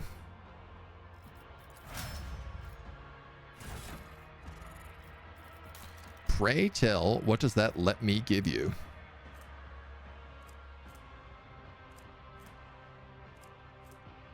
The Bloodseeker Clave? Instead of this? 1725, 1623. Oh, this is the anti-demon sword. I forgot we just recently got this. Is it worth giving you Drukhari proficiency? Probably not. Power sword. It's really hard not to just take chain swords. Like they're just better than everything. I probably should have just given her like chain sword specialization. I mean, this looks pretty badass. I like the idea that the area attack is like super increased with it. So why don't we give it a try for now? Oops. Let's seize the opportunity. And go find her, boy. Depends on the rank of the Space Marine. Rogue traders are allowed to have some when granted the title, but they're usually in order for a specific purpose as a nominal commander. I would say more or less they're equal, but angels are maybe above depending on the situation. Might get an alliance with a chapter for a time, but that'd be rare. The Inquisition has legal authority over the Space Marines. Trying to extort that authority is another matter altogether. Yeah, because they kind of only ever listen to themselves. You can make treaties with chapters if you've done something for them that made you worthy. Rogue Trader cannot order Space Marine chapters around, but they might become friendly with the chapter and be able to request aid from them. But they answer to no one. To their chapter masters or the Emperor. Rogue Traders answer to the Imperium and are thus held accountable. So super not clear. It's like they should probably help out a Rogue Trader, but they absolutely just do whatever they want is sort of the vibe I'm getting.